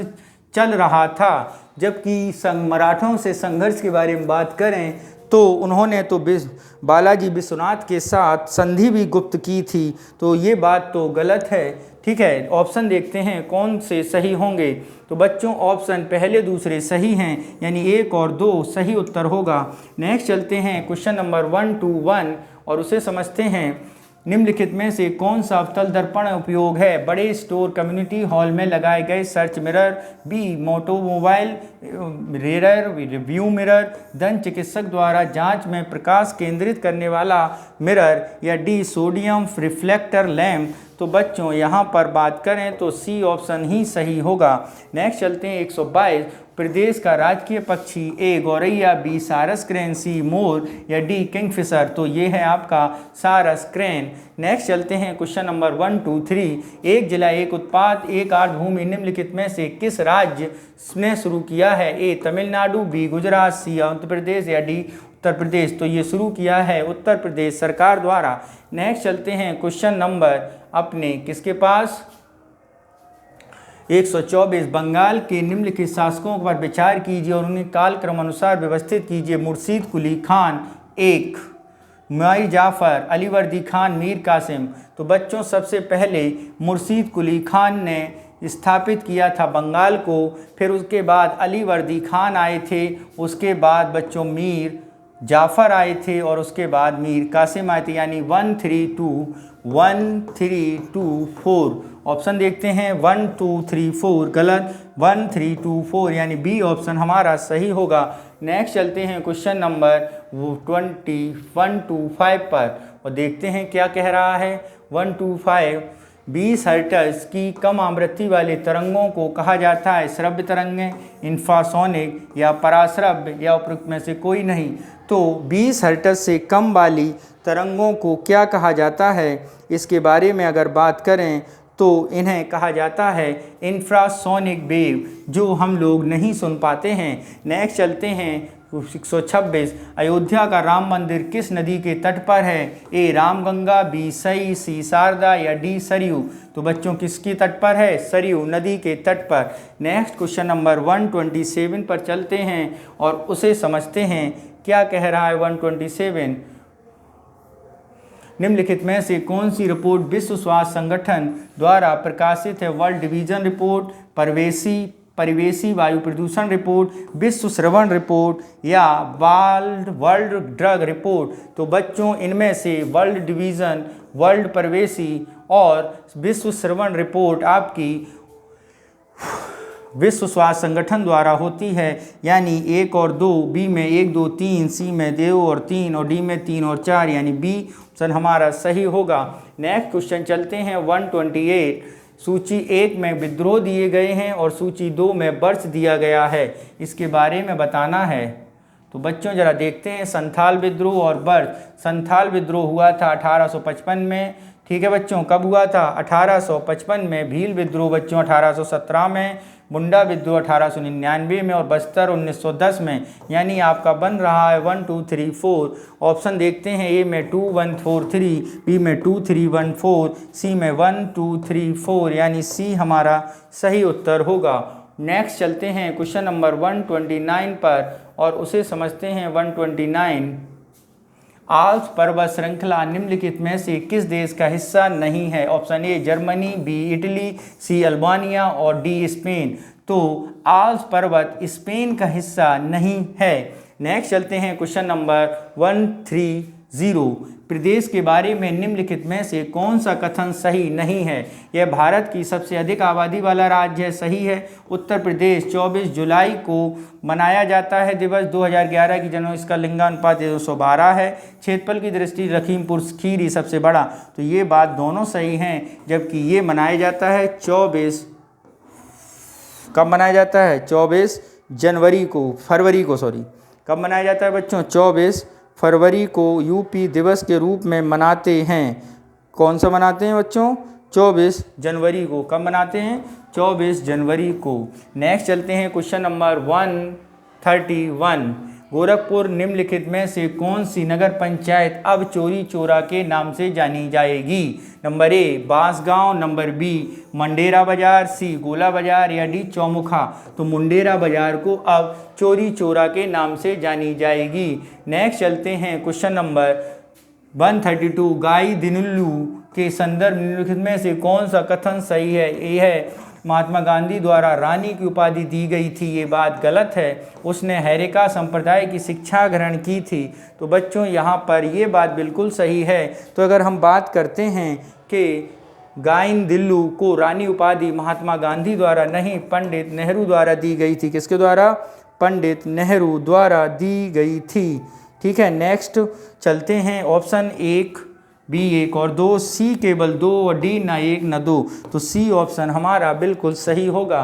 नेक्स्ट चलते हैं 132 3 पर।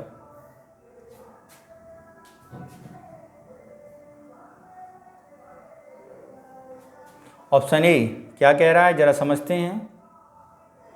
सूची 1 और सूची 2 को सुमेलित कीजिए। महासागरीय गर्त हैं और महासागर हैं। मनीला प्रशांत महासागर में है, ठीक है बच्चों। और अगर हम बात करें मलय आर्कटिक महासागर में है। सैंडविच की बात करें तो सैंडविच अटलांटिक में है। जावा की बात करें तो हिंद महासागर में स्थित है। तो ऑप्शन में बनता है आपका 2 4 1 और 3। देखते हैं ऑप्शन 2 1 2 3 4 1 2 4 3 2 4 1 3 2 4 1 3, यानी ऑप्शन सी हमारा सही उत्तर होगा। नेक्स्ट चलते हैं क्वेश्चन नंबर 34 पर। निम्नलिखित में से किस जिले में महात्मा बुद्ध कृषि तकनीकी विश्वविद्यालय किया जाएगा? ए मेरठ, सी श्रावस्ती, डी कुशीनगर या डी कौशाम्बी। तो किस में किया जाएगा? कुशीनगर, यानी सी ऑप्शन हमारा सही है। नेक्स्ट है, उत्तर प्रदेश सरकार ने निम्नलिखित में से किस स्थान पर ग्रीन फील्ड टाउनशिप स्थापना करने जा रही है? ए अयोध्या, सी बनारस, सी प्रयागराज या डी मेरठ। तो टाउनशिप बनाई जा रही बच्चों अयोध्या में। नेक्स्ट चलते हैं क्वेश्चन नंबर 136 पर और देखते हैं 136 क्या कह रहा है। 136 कह रहा है,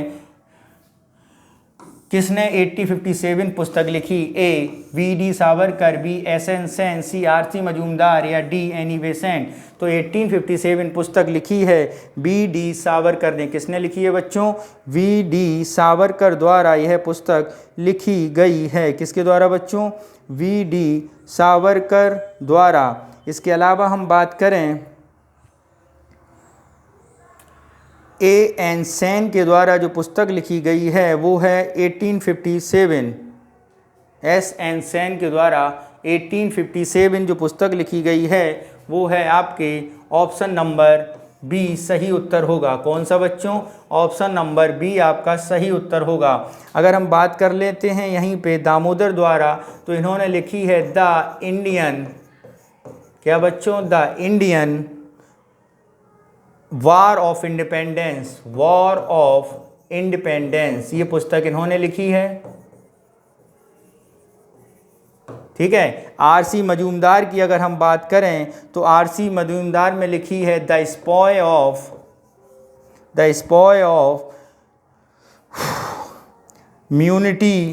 immunity and the revolt of 1857। और एनी बेसेंट ने 57 के बारे में कोई पुस्तक नहीं लिखी है, यानी हमारा कौन सा आंसर सही होगा? एस.एन. सेन आंसर हमारा सही होगा। नेक्स्ट चलते हैं क्वेश्चन नंबर 137 और देखते हैं क्या है।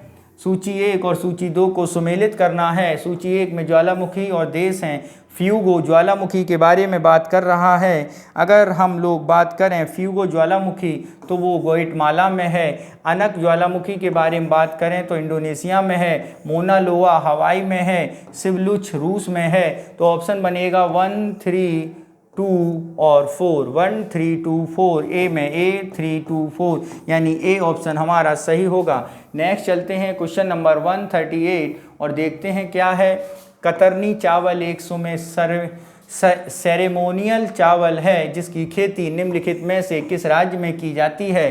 तो बच्चों ऑप्शन में दिए गए हैं आपके ए में बिहार, बी में उत्तर प्रदेश, सी में केरल, डी में उड़ीसा। तो कौन सा है बच्चों? बिहार सही उत्तर होगा। नेक्स्ट चलते हैं 139। दिसंबर 2022 में भारत सशस्त्र बलों के लिए आधुनिक मल्टी स्पेशलिटी कमांड अस्पताल निर्माण की मंजूरी दी गई है। ए कानपुर, बी इटावा, सी लखनऊ या डी आगरा। तो ये दी गई है बच्चों लखनऊ में। नेक्स्ट चलते हैं सूची नंबर क्वेश्चन नंबर 140 पर और देखते हैं क्या है। 140 में बच्चों कुछ संगठन हैं और उनके संस्थापक के बारे में बात की गई है। तो यहीं पर अगर हम देख लें संस्थापक, तो सबसे पहले है बंग भाषा प्रकाशिक भाषा के बारे में। तो बंग भाषा प्रकाशिक भाषा के बारे में बात की थी राजा राम मोहन राय ने।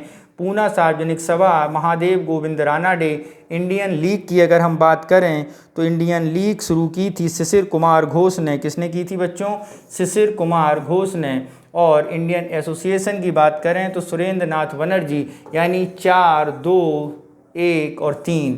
4, 2, 1, 3 ऑप्शन देखते हैं। ए में 1, 2, 3 तो 4, 3, 2, 1, 4, 1, 3, 2, 4, 4, 2, 1, 3 यानी डी ऑप्शन हमारा सही होगा। नेक्स्ट चलते हैं क्वेश्चन नंबर 141 पर। चिनूक वायु के संदर्भ निम्नलिखित में से कौन सा कथन सही है? ए यह उत्तरी अमेरिका की ठंडी वायु है। बिल्कुल गलत। यह वायु गर्म है। पहली बात तो ये समझ लीजिए। यह कृषि के लिए लाभकारी होती है। बात सही है। तो यहाँ पे ऑप्शन ए में 1 है, बी में दोनों हैं, सी में 2 हैं, डी में ना 1 ना 2। तो बच्चों यहाँ पे सी ऑप्शन हमारा बिल्कुल सही होगा।